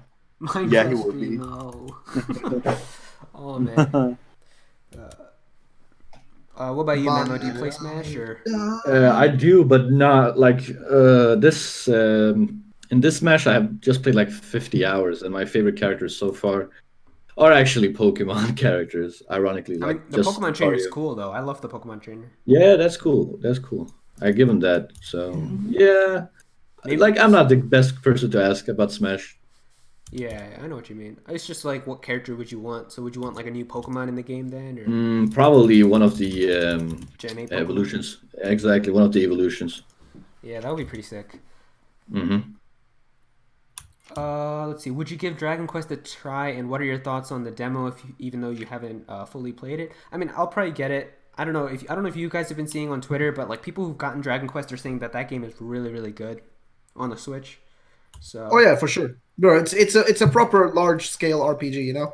Yeah, so I mean, I've heard good things about it. I'll probably get it at some point. You know, I've heard it's really good. Long game, 80+ hour, like story, voice acting, beautiful world. Dude, if you enjoyed Xenoblade, you will definitely enjoy it as well. I'm pretty sure. Yeah. I like big like RPGs like that, so I'll probably have a good time with it. Yeah. All right. Let's see here. I'm gonna scroll down.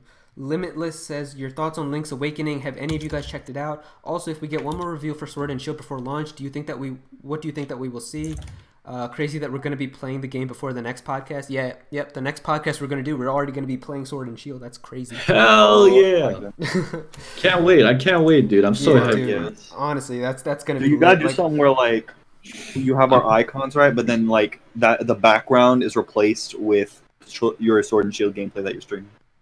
dude, I could probably put like my Sword and Shield gameplay like in the little corner or whatever. Yeah, bro, you gotta And do like that. I could just be playing the game on stream and stuff. That would be pretty lit. Yeah, yeah, you that'll be should, so dude. chill You and should. fun. Yeah. Oh, dude, I'm going to pulling an all-nighter. I'm going to be pulling 24 hours for the game. I'm like, I don't know. I'm definitely gonna be streaming. playing it. I'm so I'm gonna be hyped. playing it a lot, but I don't know if I should stream it. I don't know. I know Ruffled's gonna stream for 24 hours, but I don't know if I. Why wouldn't you stream it, dude? Why wouldn't you stream it? Yeah, I mean, I guess it's true. Yeah, I just gotta find the timing and all that, but you know. Bruh, us Americans have it so good too. We're gonna get like the Thanksgiving time with the break and Yeah, everything. that's the It's thing. gonna That's be the thing. We got our cool holiday weather. break like for a week right after. So Yes, we we can gotta actually- just sit and we chill. can pump out all that content, and you know. Yes, a gonna million be lit. videos and Yep. yes, and just like playing the game when it's cold and rainy and outside and like, oh my gosh! And then Disney Plus will be out, so we'll get to like play like level grind on like our Switch, and then on the TV like we'll be watching the stuff on Disney Plus. Oh my god! Yeah, but he said thoughts on Link's Awakening. I didn't get the game. Did any of you guys get it? No, I didn't. Nah, I did Yeah. not get it, and I will not be buying it. I have no interest in 2D Zelda games. I'm sorry. Yeah, Nope. it's all good. I mean, like the thing is, I've seen gameplay for it. It seems good from what people have said. It seems like a good game. But I've also heard like apparently there's frame rate issues in that game of all games, which is Yeah, crazy. I've heard of that. Yeah. Yeah, That's heard it's actually pretty bad. insane. And there That's was like an crazy. update. It was an update that just came Yeah. out like a week ago, and people were like, "Is it going to fix the frame rate?" And it just didn't. They just ignored it. So that's pretty funny. I don't know, because you would think like a 2D Zelda game that came from a Game Boy having frame rate issues. You know, it's kind of funny, but yeah. Let's see. Cartoons 2 says, did you hear about the news how you can change stats but not change your nature in Sword and Shield? Yep. I mean, Yeah. no. The thing is, they said you can change your nature. He literally said that because that was in an interview. I think he said that you can change everything on it. I think he Yeah, said he that. basically said like you're going to be able to make all Pokemon competitively viable at this point. So, yeah. Yeah, but I don't think it's like you can actually physically change directly the actual like nature of it, but rather you can change the stats on the nature. So basically, you technically can, but can't. You know what I mean? Like the nature might still say like adamant or whatever. Yeah, the fuck but you can have. like It might give them still the say that. properties of like modest nature on. I know what you mean. Yeah. Yeah, exactly. Yeah, I mean, yeah, either way, if you can do something like that, that's fine. I don't know. He said specifically, like, I remember reading the interview, he said, like, you can change the personality parameter or something like that, so. Yeah, but that's what I mean. Like, you can change the actual. So if, let's say you have insert nature, right? And that nature increases special attack but lowers special defense, right? So if you have that, you know what I mean? Then what you can do probably is that you can change that. So like, oh, but I don't want this. I want it to be the other way around. So you just do it, right? But it still keeps the nature. Yeah, that's it fine. has That's fine. still going to stay the same, you know? Yeah, that's fine. I think that might sound like that to me sounds like a generally what they might be going for. Again, I could be wrong. I don't know. The thing with Sword and Shield this time, it seems like they put a lot of emphasis on quality of life updates that we haven't not seen before. Yeah, that's definitely true. Did you guys hear about how like in the Pokemon centers now you can always like get your moves deleted and all that stuff? That's crazy. Yep. You can what? I'm sorry, you cut out. In every Pokemon center, there's going to be a move deleter and a move reminder. Yeah, move deleter. I saw that. Yeah, and you won't move even deleter nickname. And you don't Sure, have no, to pay them. yeah. You don't have to pay them heart skills either. They just do it for free, I think. So Yes. Like one thing that I hope that they fix is how you can't change the nickname of a Pokemon that is from another trainer. Yeah. I really hope they do fix that because I've had some real weird names out of people that like have had their Pokemon originally. Like I don't want to have this name anymore, so I want to change it, but still I can't. I hope they really fix that. Yeah. I know. I always know like whenever they ask people about that, they were like, "Well, the original trainer's nickname is supposed to be special, so we don't want to let you change it." But like, come on, just like let's change that. Yeah. Do you have Ring Fit Adventure? What did you think? We already talked about that. Nah. How do you think Nintendo's 2019 was in comparison to 2018 and 2017? And how do you think that their 2020 is going to be? So this year, 2019, I would say, you know what's funny is this year has definitely been better than last year, but for some reason I had more fun last year than I did this year, if that makes sense. That's so true. But then again, I haven't. But then again, Sword and Shield hasn't come out yet. But like, even though last year was literally just like Smash and Let's Go, this year we got like Mario Maker 2 and Astral Chain and all that, and I still just didn't have as much fun as I did last year, which is pretty funny. Yup. Yeah. Oh wait. Okay. Let me see. Wait. So the question was about like what we think about Nintendo's 2019. Yeah, compared to 2018 and 2017.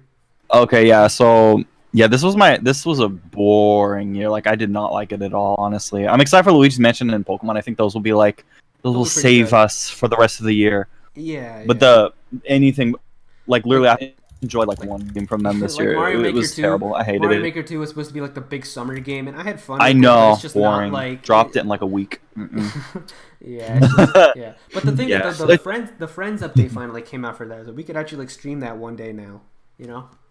Yeah, that'll be fun. Because you can actually play other people's levels. Like if like subscribers like send us levels, we can all like play them together on stream. Yes. Finally, at least. Yes. So, I don't know why wouldn't they put that in at the first place? Like why wouldn't they put it in the first place? It's a dumb thing with Nintendo, dude, and every company. They don't understand it They all. weren't gonna put it at all. Like they weren't gonna put that at all. But like people were complaining so much. Yeah, they weren't. They're wanted so to play out their of friends that they updated so it after. Stupid in my mind. Yeah, so I don't want to play stupid. with randoms. Like I don't know what they were thinking. Excuse me, randoms. Like, did you not think like people were gonna be excited to play with their friends? Like what? Yeah, that's like the whole point. It's weird.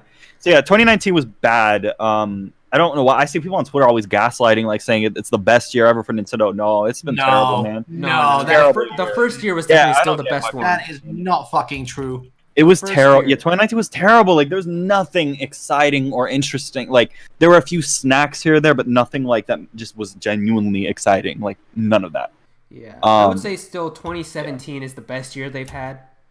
Because 2017 we got Breath of the Wild, we got Breath of the Wild, Odyssey. Splatoon 2, Mario Odyssey, Xenoblade 2. Like that year was lit. So yeah, that was a good year. That was like, I would say like if I had to rate each year, I would give like 2017 like a 7.5, 2018 like a 4 out of 10, I guess, but because of the fact that like we got nothing but Smash was amazing and Let's Go was pretty fun.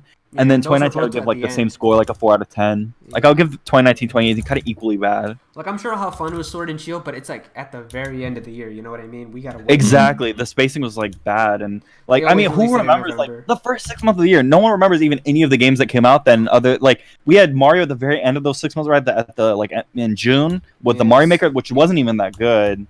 It was just a boring man. These past 2 years have been crap. Like I'm sorry, but we need more. Oh, we more. forgot about Fire Emblem. Oh, forget it. Like that's irrelevant. How, yeah, my that's gosh. how much we can't even remember. Like the big Yeah. the big Fire Emblem game came out this year and we just forgot about it. But yeah. I know. Like, I mean, Yoshi, literally the most forgettable game ever. Like that game came out. Yoshi was in the spring. I forgot about that. Yeah. Yes, that came out early.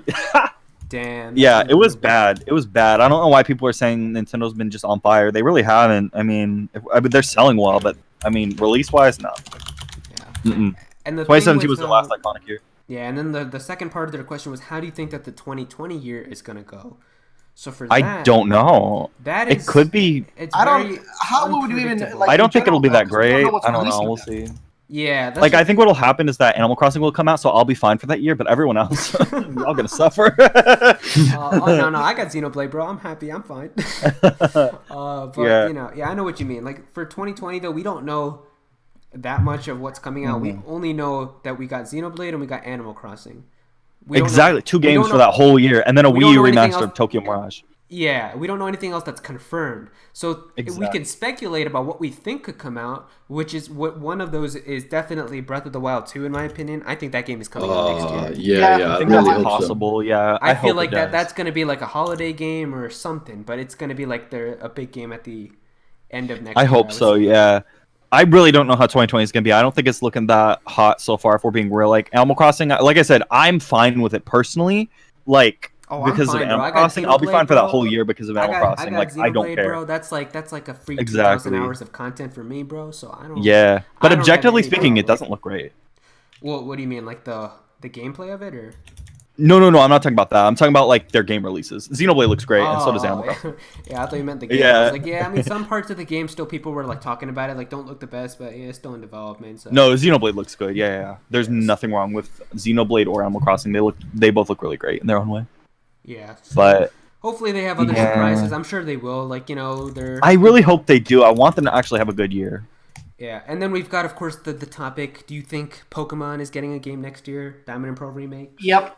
Yeah, I hope so. How Yeah, confident they- are you yeah. guys? They're hinting it literally in the Sun and Moon already. There's already Sun and Moon. In Sun and Moon, there are hints for Diamond and Pearl, and I'm so certain next year we're gonna get Diamond and Pearl remakes, dude. Man, And it's gonna honestly, be so awesome. Man. Here's the thing, right? We don't know shit about 2020, but here's the interesting thing about it, though, is that it could end up being their best year if they release. Look at this, right? Animal Crossing, right?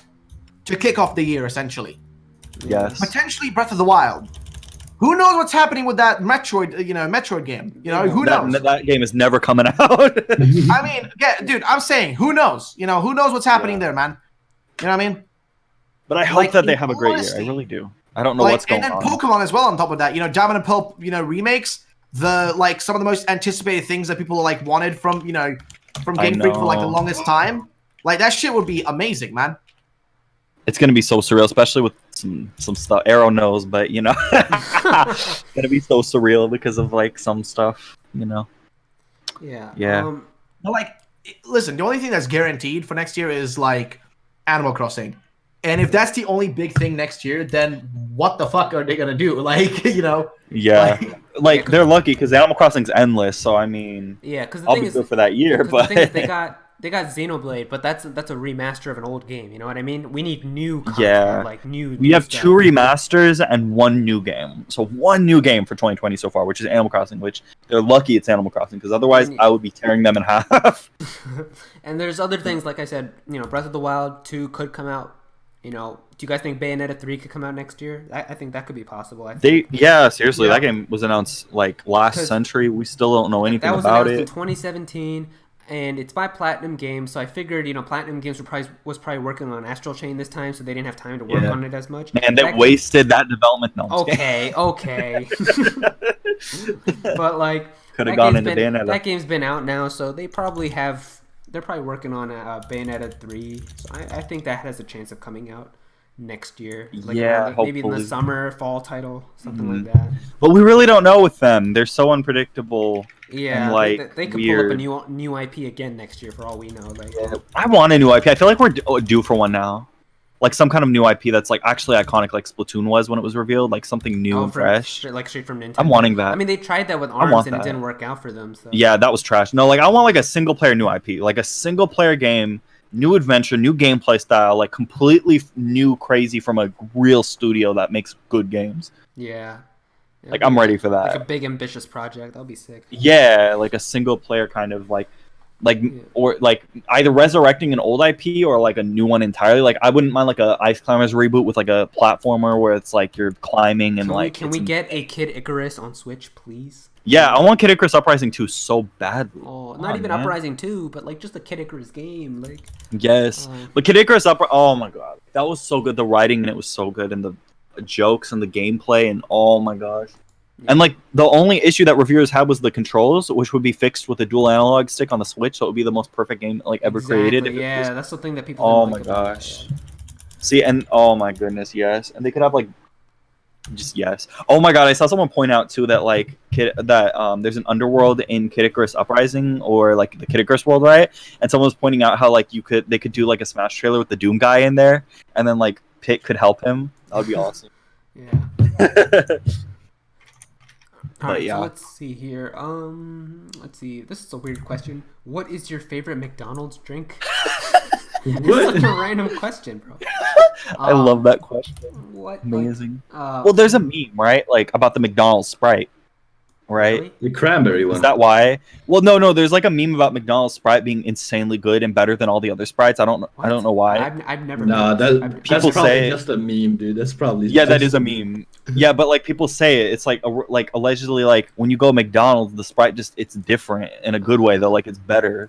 It's weird. I don't like Sprite all that much from the start, anyways. Guys, That's not my favorite. I'm just saying. Guys, they What? piss in it. That's why it's better. Oh Jesus! When Little John God.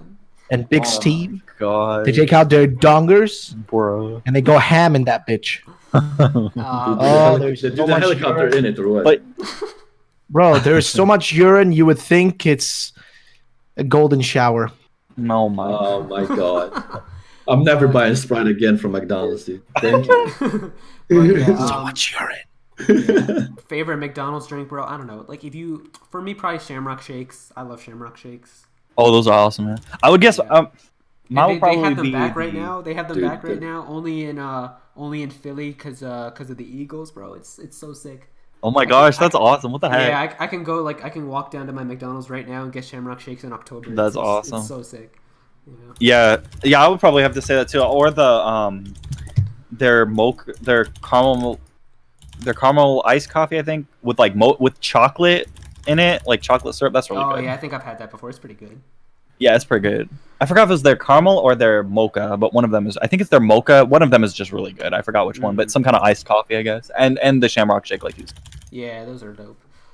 Yeah. I don't go to McDonald's though. Like I very rarely I go. go like because it's close. I can literally walk down my street and it's right there. So you know. Yeah. See, with me, like I have McDonald's near me, but I also have like tons of other restaurants that are like way like more delicious Yeah, to me. that's So it's like hard. That's the good part about Cali that you get. You get restaurants. Yeah, everywhere. I don't like have there's an that. In and Out too that I can go to. It's like I'm gonna Oh, go to that's In-N-Out. you lucky. Yeah, I don't got that. Yeah. I got a McDonald's on one side, and then like a Domino's, I think, at the end. I could go to that, and then there's like a Subway at the very like corner. Oh man. There's a few Do you- options, not really a lot. Yeah. Yeah, I noticed like in the Midwest, like there's a lot of like just the chains, like that's where like a lot of the chains I guess thrive, right? Like Pizza Hut and Subway and like those Mhm. Domino's, like those types. Yep. Yeah. Let's see here. Mike 21276 says, "Do you think that someone's gonna leak Sword and Shield before release?" Yeah, 100%. Ooh, I would ooh. say. Ooh. Yeah, unfortunately. Can I talkie here? Heck yeah. Okay, so here's the thing about that, right? Usually, yes, because the last 4 Pokemon games have been leaked. Oras was leaked, Sun and Moon was leaked, Ultra Yep. Sun and Moon was leaked, Let's Go Pikachu, Let's Go Eevee was leaked. Yep. But here's the thing with these games, and that's something that I've noticed now from a lot of different sources, like people I know that literally work in retail here in Sweden, and also people in the US that work retail, is that Nintendo is really strict, like just like so freaking strict, about the whole like not getting the games out early thing. Like they literally like I think in GameStop specifically, what I heard from like an American source. Is that basically they keep them under lock and key with cameras watching them 24/7, Damn. so that like nobody can get access to them. And in Sweden, a friend of mine who works at a local like not local, but rather like he works in like our local like electronics store or whatever. And there they were also told by all the managers and all the higher up people and whatnot that they were to not like specifically just not touch whatsoever any of those games ahead of time. And if they did, they would instantly get fired. You know what I mean? So clearly in that sense, there is a lot of a lot more strictness than before. But remember one important thing though, guys. and that is that there are millions of stores in the world, and there's going to be that one store. Like, that's just that one store, right? Yup.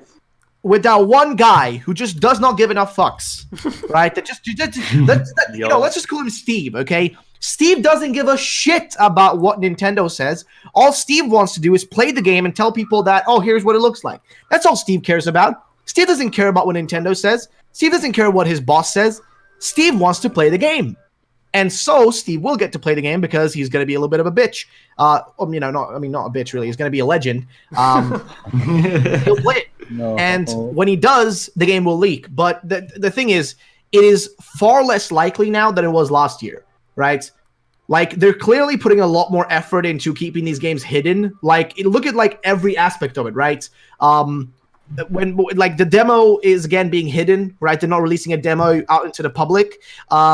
These people that get to play it, right, for the 90 minutes, they do it under strict supervision to make sure they do not capture any of their own footage with their cameras or anything they weren't allowed to show or go out of bounds, you know, like, basically everything is very much like just in a singular spot to make sure that, like, you know, nothing comes out there. And on top of that, also, have you noticed how these games, like, just the promotional cycle, I was going to ask this earlier, but you guys were talking about, like, Animal Crossing, but, like, have you guys noticed how the promotional cycle for these games has just been a weird, like, thing? It's just been, like, this weird kind of, like, creature, just, like, really odd. Like, we get info, but it's drip fed to us.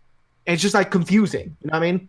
Yes. Mm-hmm. Yep. So yeah, so, like, honestly, man, the game's highly possible they leak. Like, I think that they will leak, but I don't know if they will get data mined. Because usually what happens is someone who has, like, knowledge of hacking will get a hold of the game, and then they dump everything, and that's when we know, like, the stats of everyone and, like, the moves they learn. That might not happen.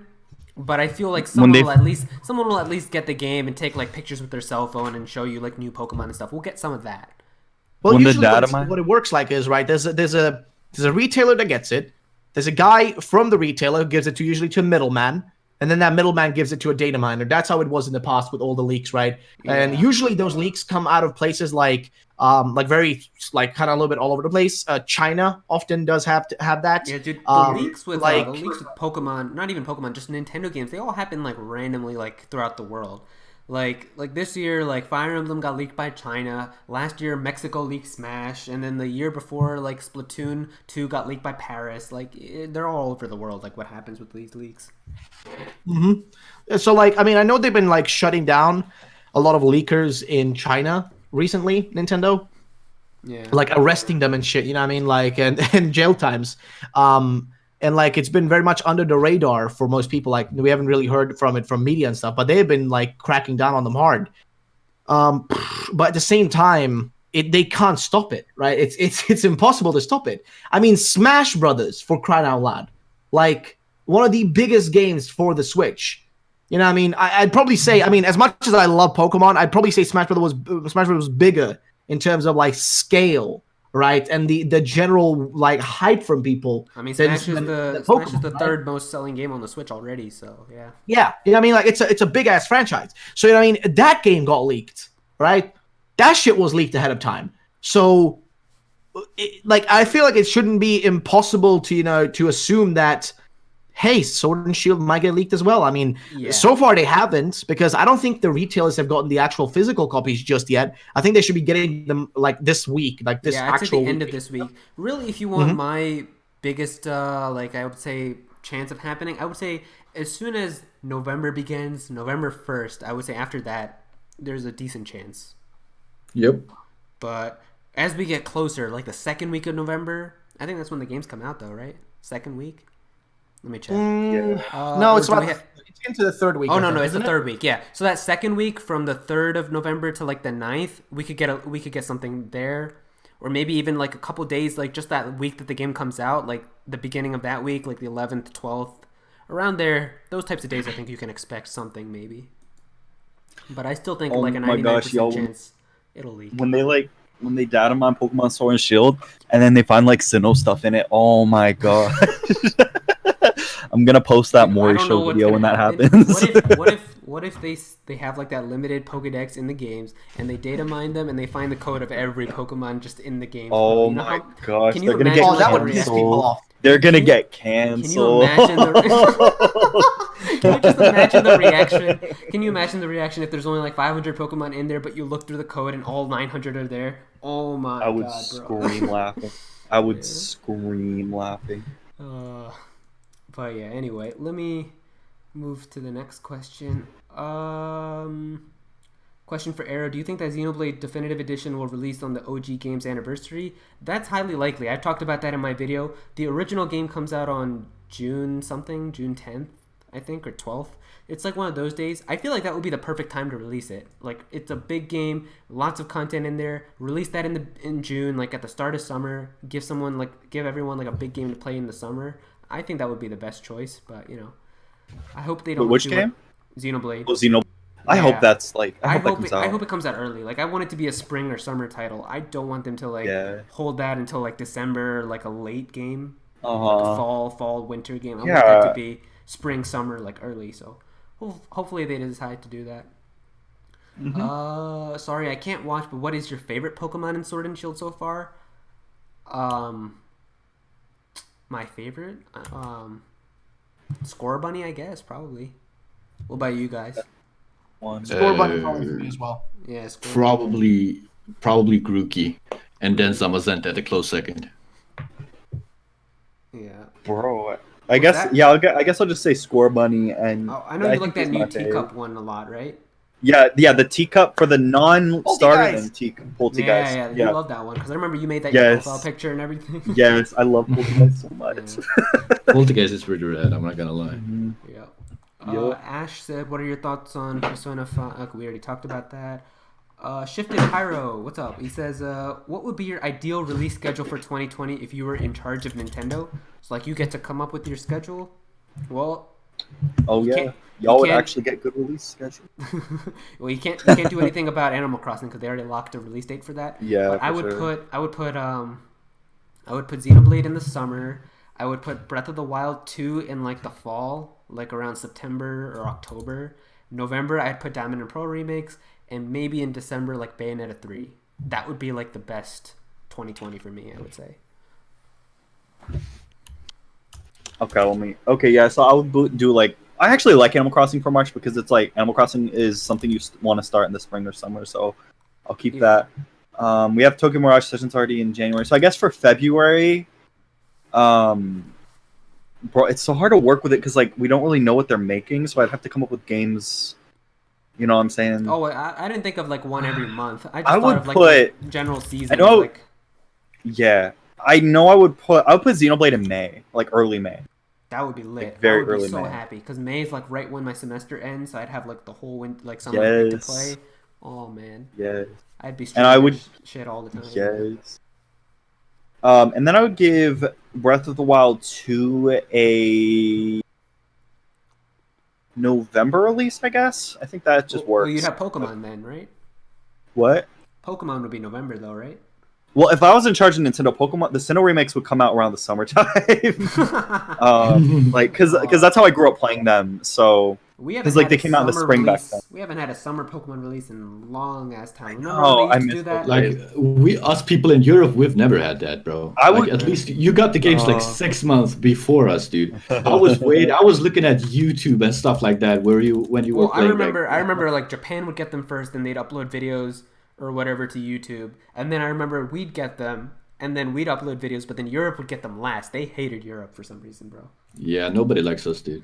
I mean, did they screw you guys over with Sun and Moon also? Because we got it like a week before, even though it was a worldwide release. I don't remember because I I- picked up Sun like 1 or 2 weeks after the release, actually. Oh, okay. Well then. But the it thing wasn't is, my I remember problem. with Diamond, I remember it was first, like when it was first promoted in Japan, it was still 13 months until I get to play it in Europe. That was such a long wait, dude. That was I had to wait, 11 months on when Japan released it, and then I had to wait 11 months for that in order to get the game for me. Jesus, I really fucked up my English there. But yeah, you guys understand me. Yeah. Yep.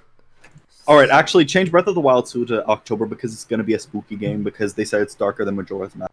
Oh yeah, that would be crazy. Yeah. I guess Sinnoh remakes. I don't know when I would drop that because Animal Crossing. I would put them in March, but Animal Crossing in March. Yeah, yeah. So, yeah. Let me see here. What games can you expect for 2020? Oh, we already talked about that. Will Metroid Prime 4 be released by April 2020 or later? I don't think we will see it next year. I don't think we will see it even the year after. I think we will see that in 2022. I really. It's a 2022 and a 2025 game. Yeah, like because remember they didn't say that they're reworking it. They said they restarted it. So like, yeah, you have to add like because remember like a game takes like what 3 to 5 years to make. So add 3 to 5 years again from what they've already had before. So it's like, yeah, they restarted it this year. So 2022 would be like a full development cycle. I would say. But, Yeah. And I don't know if I can trust Retro Studios because, like, why is it that they worked on nothing for like 6 years? That's weird. Like, if they can't handle whatever project they're working, they definitely worked on something, but they haven't shown that yet. Well, maybe it got canceled or they didn't show it to us yet. Maybe we could get, like, but if they had like a maybe we could get their game next year, like a Retro Studios game that like they've been working on. Yeah, because it seems like they just can't make games anymore. They only just started working on Metroid Prime 4, so they definitely were doing because I'm just thinking if they can't handle like whatever project they're working on that got canceled for 6 years, and then they also had the project with Donkey Kong took longer than a 2D platformer shot. I mean, it was a masterpiece, but I'm just saying, are they going to be able to handle Metroid? Like, I legitimately don't know if they can handle making Metroid. We'll see, but Lord, it happens with that. Yeah, I don't think because a lot of the people quit that made like Metroid Prime, so like.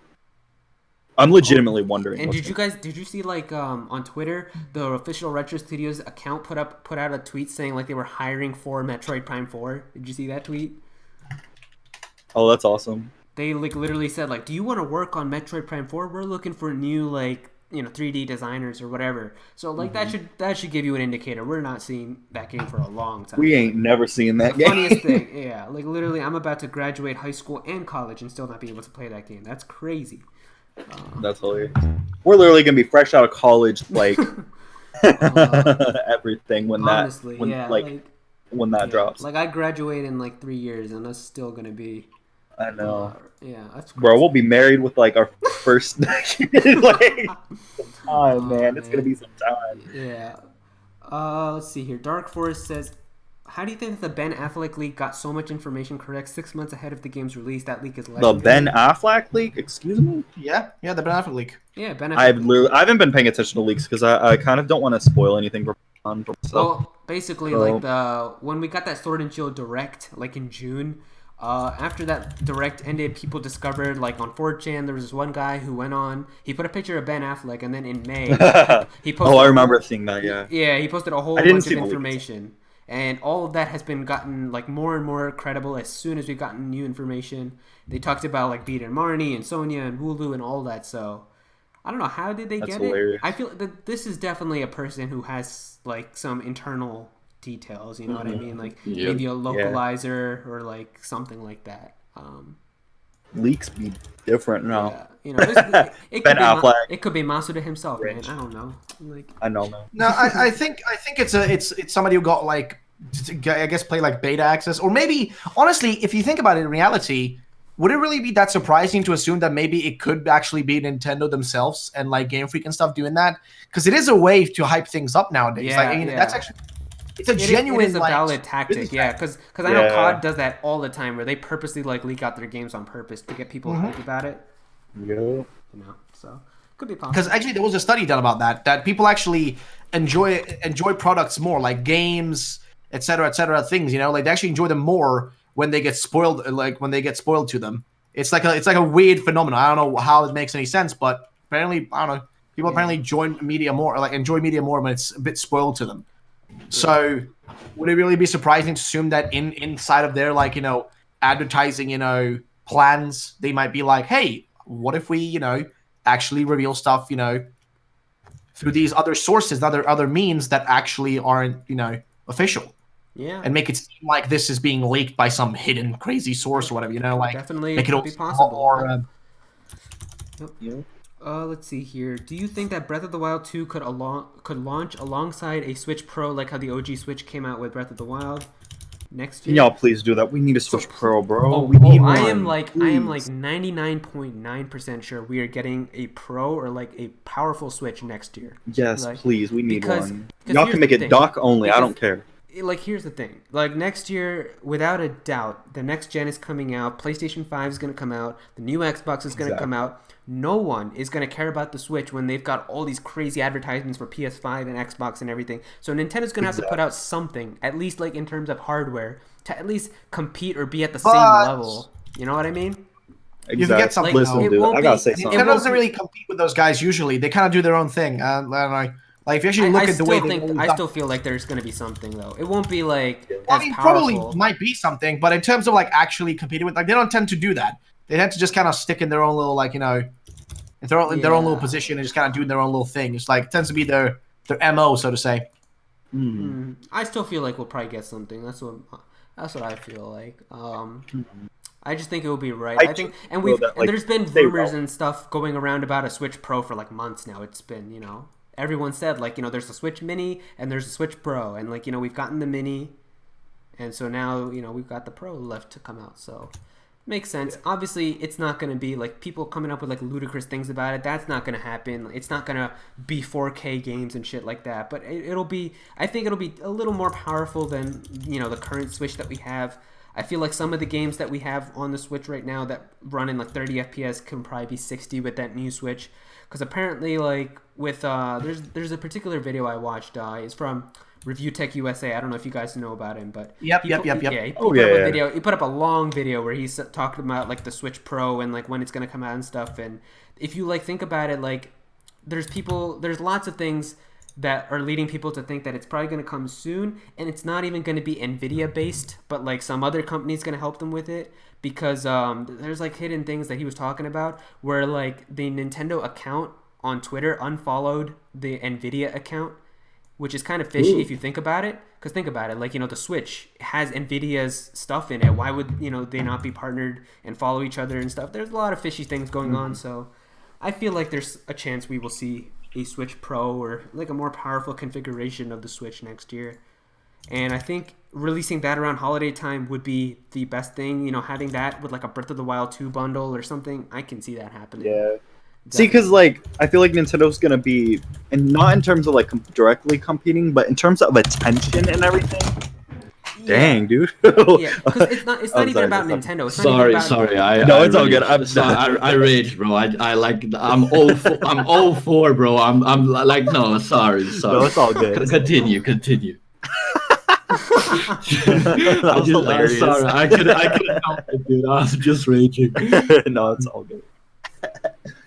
Yeah, but no, I feel like in terms of like just buzz and like attention, I feel like Nintendo will actually have to step things up a little bit once the PS5 and like the new.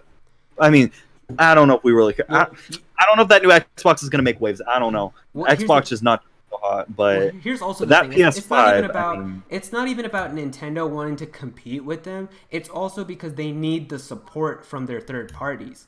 The thing is, third parties are a big part of selling their games on the Switch. And the thing is, at this point now, next year, you're going to have third parties releasing games on the PlayStation 5 and the Xbox, whatever they're going to call it. And that's not going to have close to the power level, in comparison with like the Switch. The Switch is so much more underpowered compared to those. And like they're not going to be able to put their big AAA games on the Switch anymore because it's just going to be underpowered. It'll be like the Wii U when the Xbox One and PS4 came out. Yeah, it really will become. And that. so that's why maybe it'll force Nintendo to actually make games now. Yeah, they need something. That's also why a lot of people are speculating that like that's why we haven't gotten a new Call of Duty on the Switch, and that's why like the new COD games haven't come out on the Switch, is because they're still saying like it's not powerful enough and stuff like that, and could be possible. Because this is an interesting video topic. I'm gonna make a video about this. Yeah, but it's an interesting topic to think about. Because if you really think about it, Call of Duty, we've gotten that on the DS, we got that on the Wii, on the Wii U even. They supported it for the first 2 COD games. But you would think the Switch now, this system selling 20 million plus units, it's a massive success. Why aren't we getting games like that? Why are those games not coming? If they could put them on the DS, So exactly, you got all those things going on. So. Yeah, I think that like next year, like they're gonna be they're actually going to have some competition in terms of just buzz and like people talking about like video game consoles. Because right now, like when the Switch released, it released at a good time because it was towards the kind of more end side of this generation. And now things are very quiet for the rest of the generation, so they've kind of had not a lot of competition. But once you have that new PS5 coming out where the graphics are just going to like be crazy, there's going to be like new games, new third-party support. Did you hear about that shit though? Like apparently the PS5 can upscale to 8K and shit like that. Like that's unbelievable. Yes. That's it's so insane, crazy. dude. Like I don't even have a 4K Yeah. TV, let alone like I know. 8K. Like Same. That's insane. So I think it's going to be really interesting to see what Nintendo does next year, because I think that like they're not directly competing, but there is going to be that buzz. There is going to be like they could begin to just be kind of overshadowed if they don't mix things up a bit. Exactly. You know? They need something because Yeah. eventually the third parties, as successful as the Switch is, they're gonna dip on them if they can't have the They hardware. are. If they don't have the hardware that they need like something more powerful at least to just have like them to be able to put their games on there. You know.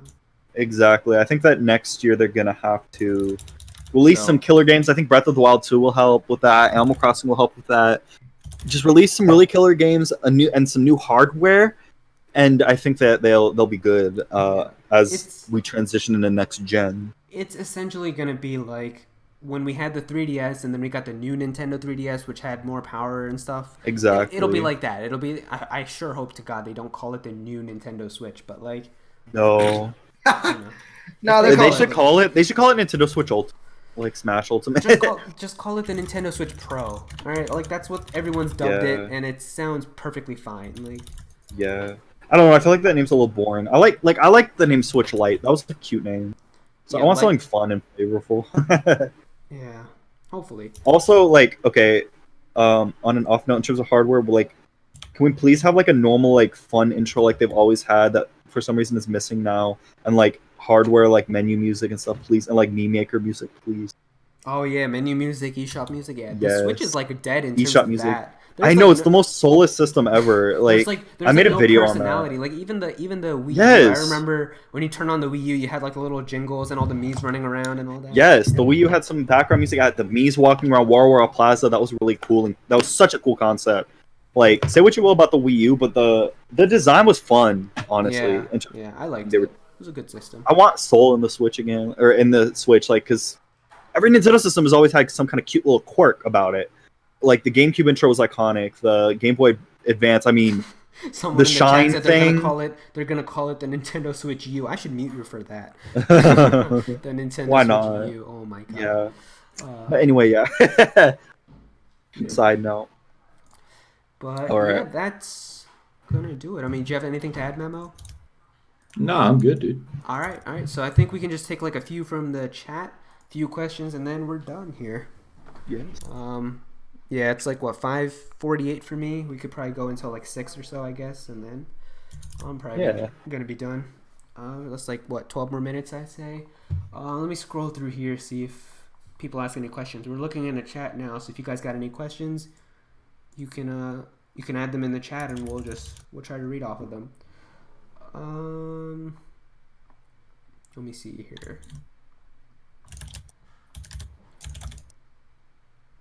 Do you think that Pokemon Sword and Shield could get DLC for certain regions or something? It would be cool. It would be Unlikely. cool, but nah. Maybe I not wish for- that Pokemon would do DLC. They could do some cool stuff with that, but they honestly, won't. Yeah, because for them, in their mindset, releasing another $60 game is better than $20 DLC. You know what I mean? Yeah. Because like Ultra Sun and Moon could have easily been DLC for Sun and Moon, but releasing another $40 game is better for them. So they could have they could have easily just said enjoy a special Rainbow Rocket episode for $19.99. But obviously they're not going to do that. Yep. Let me see. What Pokemon would you like to get a Gigantamax form? I want some Pokemon that are like underrated to get them. Not Kanto Pokemon, not like popular Pokemon like Lucario and stuff. Give it to like Pokemon that that kind of need it. I'm trying to think. Like maybe from like A Gigantamax form, they said. yeah, like the ones that like actually change how they look and stuff. Oh my god, you know what would be a really cool like form would be Exploud, but he could transform into like a concert stage or something insane. That would be crazy. so cool. That would be cool and weird at the same time. Yeah, that would be so weird. I mean, people have said like apparently like Roly Coly's Final Evolution's gonna have a Gigantamax that's like a train because it's got wheels and stuff. I could see that happening. Choo choo. Yeah. What are some like underrated Pokemon? Weavile, I guess. Somebody mentioned the Shuckle. Yeah, Shuckle. Underrated Pokemon. Oh, Dunsparce. Shuckle's amazing. Yeah, those types of Pokemon are the ones that I need, like a Gigantamaxed form. Don't give it to like popular, like don't give it to like Lucario and Garchomp and those types. But, like, yeah. Bro, Roserade is so Roserade is so underrated too. Yeah, Roserade. Roserade's a good Pokemon. Yeah, give a Gigantamax one to Roserade and have like a whole bunch of like thorn flowers and stuff. I could see like a cool design for that. Bro, yes. Do you think that we will get following Pokemon in Diamond and Pearl remakes? No, I don't think it's gonna happen on the Switch. Yeah. What was the question? Well, it happened on Let's Go, but with such high quality as Sword and Shield seems to be, I don't think so. What was the question? I'm sorry. Do you think we will get following Pokemon in Diamond and Pearl remakes? In the Diamond and Pearl remakes, no. Yeah. Also, did you hear that they said they're not making Let's Go, which means the Diamond and Pearl remakes will be normal? Yay! Thank God. I don't think that they would have been Let's Go like Diamond and Pearl remakes. That would have been a big. I know everyone was trying to say they should do Let's Go Diamond and Pearl. I was like, what is wrong with you? What are you smoking? No. It'll be a normal. It will be a normal remake. If anything, Let's Go is just their excuse for being able to do remakes. Yeah. Like being able to do Kanto again, so they can have like a Johto version. And then instead of like Oras, even though we already had Oras, they could do like Let's Go Hoenn and be able to do another remake. Oh, but they actually said they weren't planning on doing any more Let's Go games, so they weren't planning on making any more. At least for now. Yeah, which is good. I mean, they said they don't have any plans, but they also said like if you were hyped about them or if you liked them, then keep having your thoughts heard and they'll like look at them and so. Yeah, nobody's really anyone's gonna make that effort. Like, no one's gonna make that effort. But at the same time, you've got those 12 million sales. So. Yeah, but they weren't that big if you think about it. I mean, it's a Kanto game, dude. It's the biggest generation they've had that all the normies know. It should have been it just, I guess Kanto in reality just doesn't have as much pull as it used to. I feel like it's more so the fact that like Let's Go was not anything crazy, Like if this was Kanto but it was reimagined, it was like a big open world and like it had a more grittiness to it. I feel like that the normies would go bananas over it. Yeah. But it was too cartoony and like childish and like not really like very casual looking, so it didn't pull the normies. Tim Davis says, do you think that Nintendo is planning to pass the Switch when it comes to home console? I'm not sure if I understand. Yeah, I don't know if I understand the question. He said, do you think Nintendo is planning past the Switch when it comes to home console? Oh, do you mean like they're planning on something after? Oh, yeah, go ahead. Probably, right? Like I would think that they would. I'm sorry. Could you say that one more time? You cut out. Oh, I said. He says, do you think that they're planning anything that's gonna come after the Switch, like in terms of home console, like their next system? Oh yeah, I do think so. Weren't they saying too? That was so weird. Remember, like last year when they said they might do another handheld. Oh yeah. I don't know. Yeah, I don't know if that was referring Switch to the Lite, Switch like Lite, maybe yeah. But I don't know. I mean, yeah, they're definitely gonna do new hardware, but I wonder what they'll do. If it'll be like crazy innovative, who knows? It's interesting to think about. Yeah, I don't know. I feel like they found. I think they found a sweet spot after all these years with the Switch, like having like this home console handheld hybrid. So yeah, I don't know how it would feel if the next system after would just go back to dedicated home console or dedicated handheld. That would be so it would really suck. Like to have this cool system and then to go back to just only home console systems or only handheld systems. So yeah, I hope that they just build upon this concept from now on. Like I agree. Just make the Switch, but Isn't like more cool things. I feel like it's weird though with the Switch. Like I feel like even though we have the combination now of like the handheld and home console, we still get about the same game releases as we've always gotten from like one system. Like I feel like we're not getting like that a lot of consistent releases. A lot of them are just like remasters, I guess. It's weird. I don't know. I don't know. I just think that the Nintendo like release schedule is really, really whack recently. Like It is like we should like be for getting one a year new they game give a us month. like they give us a new Splatoon, a new Zelda, a new Mario. Then after that they just give us a Smash, and then they make us just wait for a whole Animal Crossing after. Like they don't spread them out evenly. They don't. Yeah, we literally just wait till the end of the year for like one good game, and then like that's it. So if they I could just get want that more stuff, game releases. I'm tired of like waiting for stuff. yeah. Let me see here. Are you getting the Sword and Shield version Switch Lite? I'm not getting that one. Wait, what now? Yeah, Sword and Shield Switch Lite, no, but I'll be getting the Animal Crossing one. I don't have any reason to get it. I already have a normal Switch. It's a cool, I want a Switch Lite. It's so It's But pretty. yeah, why the design. fuck would they do? Why the fuck did they do a Nintendo Switch Lite like exclusive, but not a normal one? Yeah, like I that, know, right? that annoys me. Like I really wanted to buy like because I was gonna get another Switch anyway, which I have now, and I was like, oh yeah, I might wait until they give the new exclusive, you know what I mean? And then it's like, oh, it's just gonna be a Nintendo Switch Lite one. It's just like, what the fuck? It's just boring.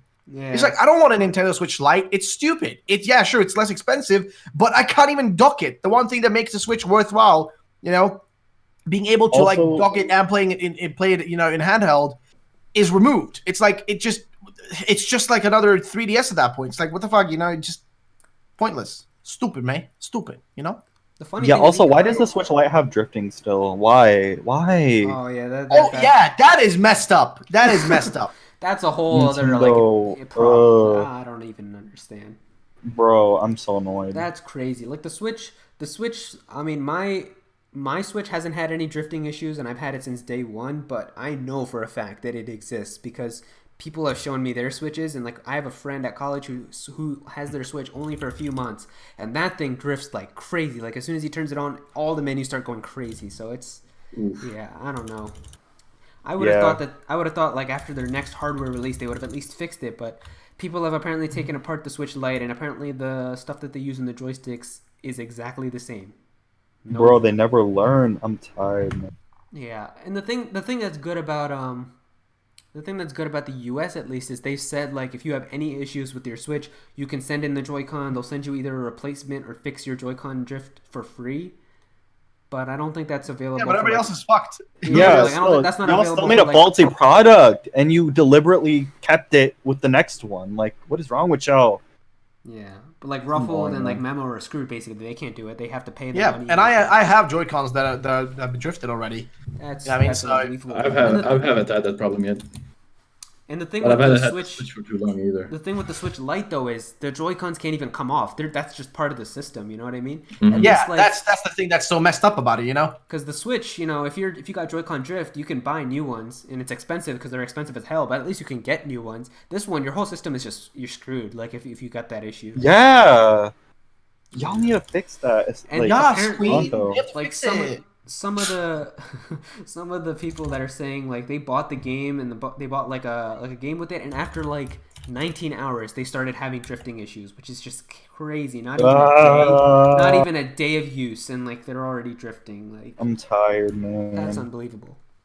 But also like in terms of like the special edition thing that you were talking about, we got a Zacian and Zamazenta Switch Lite, and last year we actually had a special version for Let's Go Pikachu and Eevee for the normal Switch. That's pretty funny.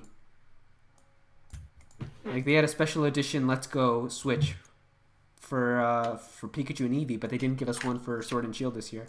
That's so ironic. That's so funny, actually. Yeah. I guess that goes in line with what they said. Remember last year, they're like, we want Pokemon 2019 to be more focused on like the handheld experience. Yeah. Guess they were meant that. Yeah. Yep. Yeah. And That's like, so even- weird, especially when you have like a big open world. Like, wouldn't you want that on the TV? To Even in the shine commercials, properly? they always show just people playing handheld mode. They don't show it all that much on the TV. So they really Yeah. wanted to be like the 3DS type of game where you're playing in portable, which is so funny because I'm gonna be playing that on my TV the whole time. But Yeah, same here. Yeah. yeah. Same. All right. Yep. Well, let me look see if we got one last question to answer. Do you think Rainbow Rocket will return in Sword and Shield? Probably not. No. I don't think we will see I think Rainbow so. Rocket. I think Giovanni might. She might make a cameo at least. Yeah, maybe he'll appear, but not like Rainbow Rocket itself. No, but because at the end of Old Sun and Moon, at the episode, he actually like teleports away through like a wormhole. Yeah, You know? he said like, what other world can I unleash my like shit on, and then he left. Yeah, so I wouldn't be surprised if he shows up in a in Sun and Moon or a future installation. Honestly, Yeah, it's possible. Yeah, that'd be awesome. It'd be sick if they had like you guys remember the Pokemon World Tournament from Black and White 2? Imagine if they Yep. had that in Sword and Shield, bro, with all the gym leaders and shit. Oh, that would be so hype. If they had all the gym leaders from like Kalos, and then they had the Kahunas and trial captains that you could battle and stuff too, that would be so cool. But you know, When they bring back the Home Battle Frontier, oh my god. oh, the Hoenn Battle Frontier, R.I.P. no. Please, please, please. Yep. I'm still waiting. But yeah, I think that is gonna do it. I think we pretty much covered all the big stuff. It's funny because we still talked for like 3 hours, even though we had literally nothing to talk about this episode. We had like two That's things. so... Yeah, it's always the episodes where we have a lot of shit that we don't talk for that long, and then when we don't have as much, we do. We talk for That's like 3 so hours. ironic. yeah, I think it's because when we actually info, we go into that info in particular. So like we have something specific to talk about, whereas when we have like nothing specific to talk about, we kind of expand upon it, to just kind of have more like I don't know, we just it kind of inflated on our own, Yeah, it's Yo. crazy though, because like usually whenever we have a ton of info, you would think like we're gonna be talking all that much, but sometimes the small things can end up being the longest podcast, I guess. Like the certain parts of it definitely, like the part about Mario Kart Tour, I was expecting that to be like for like 10 minutes, and Ruffled went on for like an hour. Yes, sir. That was fun. But yeah, I guess we can all sign off here. We can go in order for our stuff. So yeah, if you guys enjoy, definitely be sure to click the like button, and definitely go and check out all of these lovely people. For me, obviously, on this channel you can find me here, mainly talk about Pokemon, but I'll be covering other stuff as well, so you can stay tuned for that. And you can follow me on Twitter at Aero. So yeah, you can go and follow me there as well. I think Memo, you can go next. I don't have Memo linked in the description, but I'll send you guys his channel in the chat, so definitely go and sub to him as well. I appreciate that. Well, the only thing I focus on Pokemon news at the moment and rumors and stuff like that. But when Sword and Shield releases, I will be a little bit more doing gameplay and stuff like that because I'm so excited for the game. So yeah, but check me out on YouTube. Yep, I put a whole bunch of spam of his channel in the chat, so definitely go and I appreciate that, brother. No problem. Heck yeah, bro.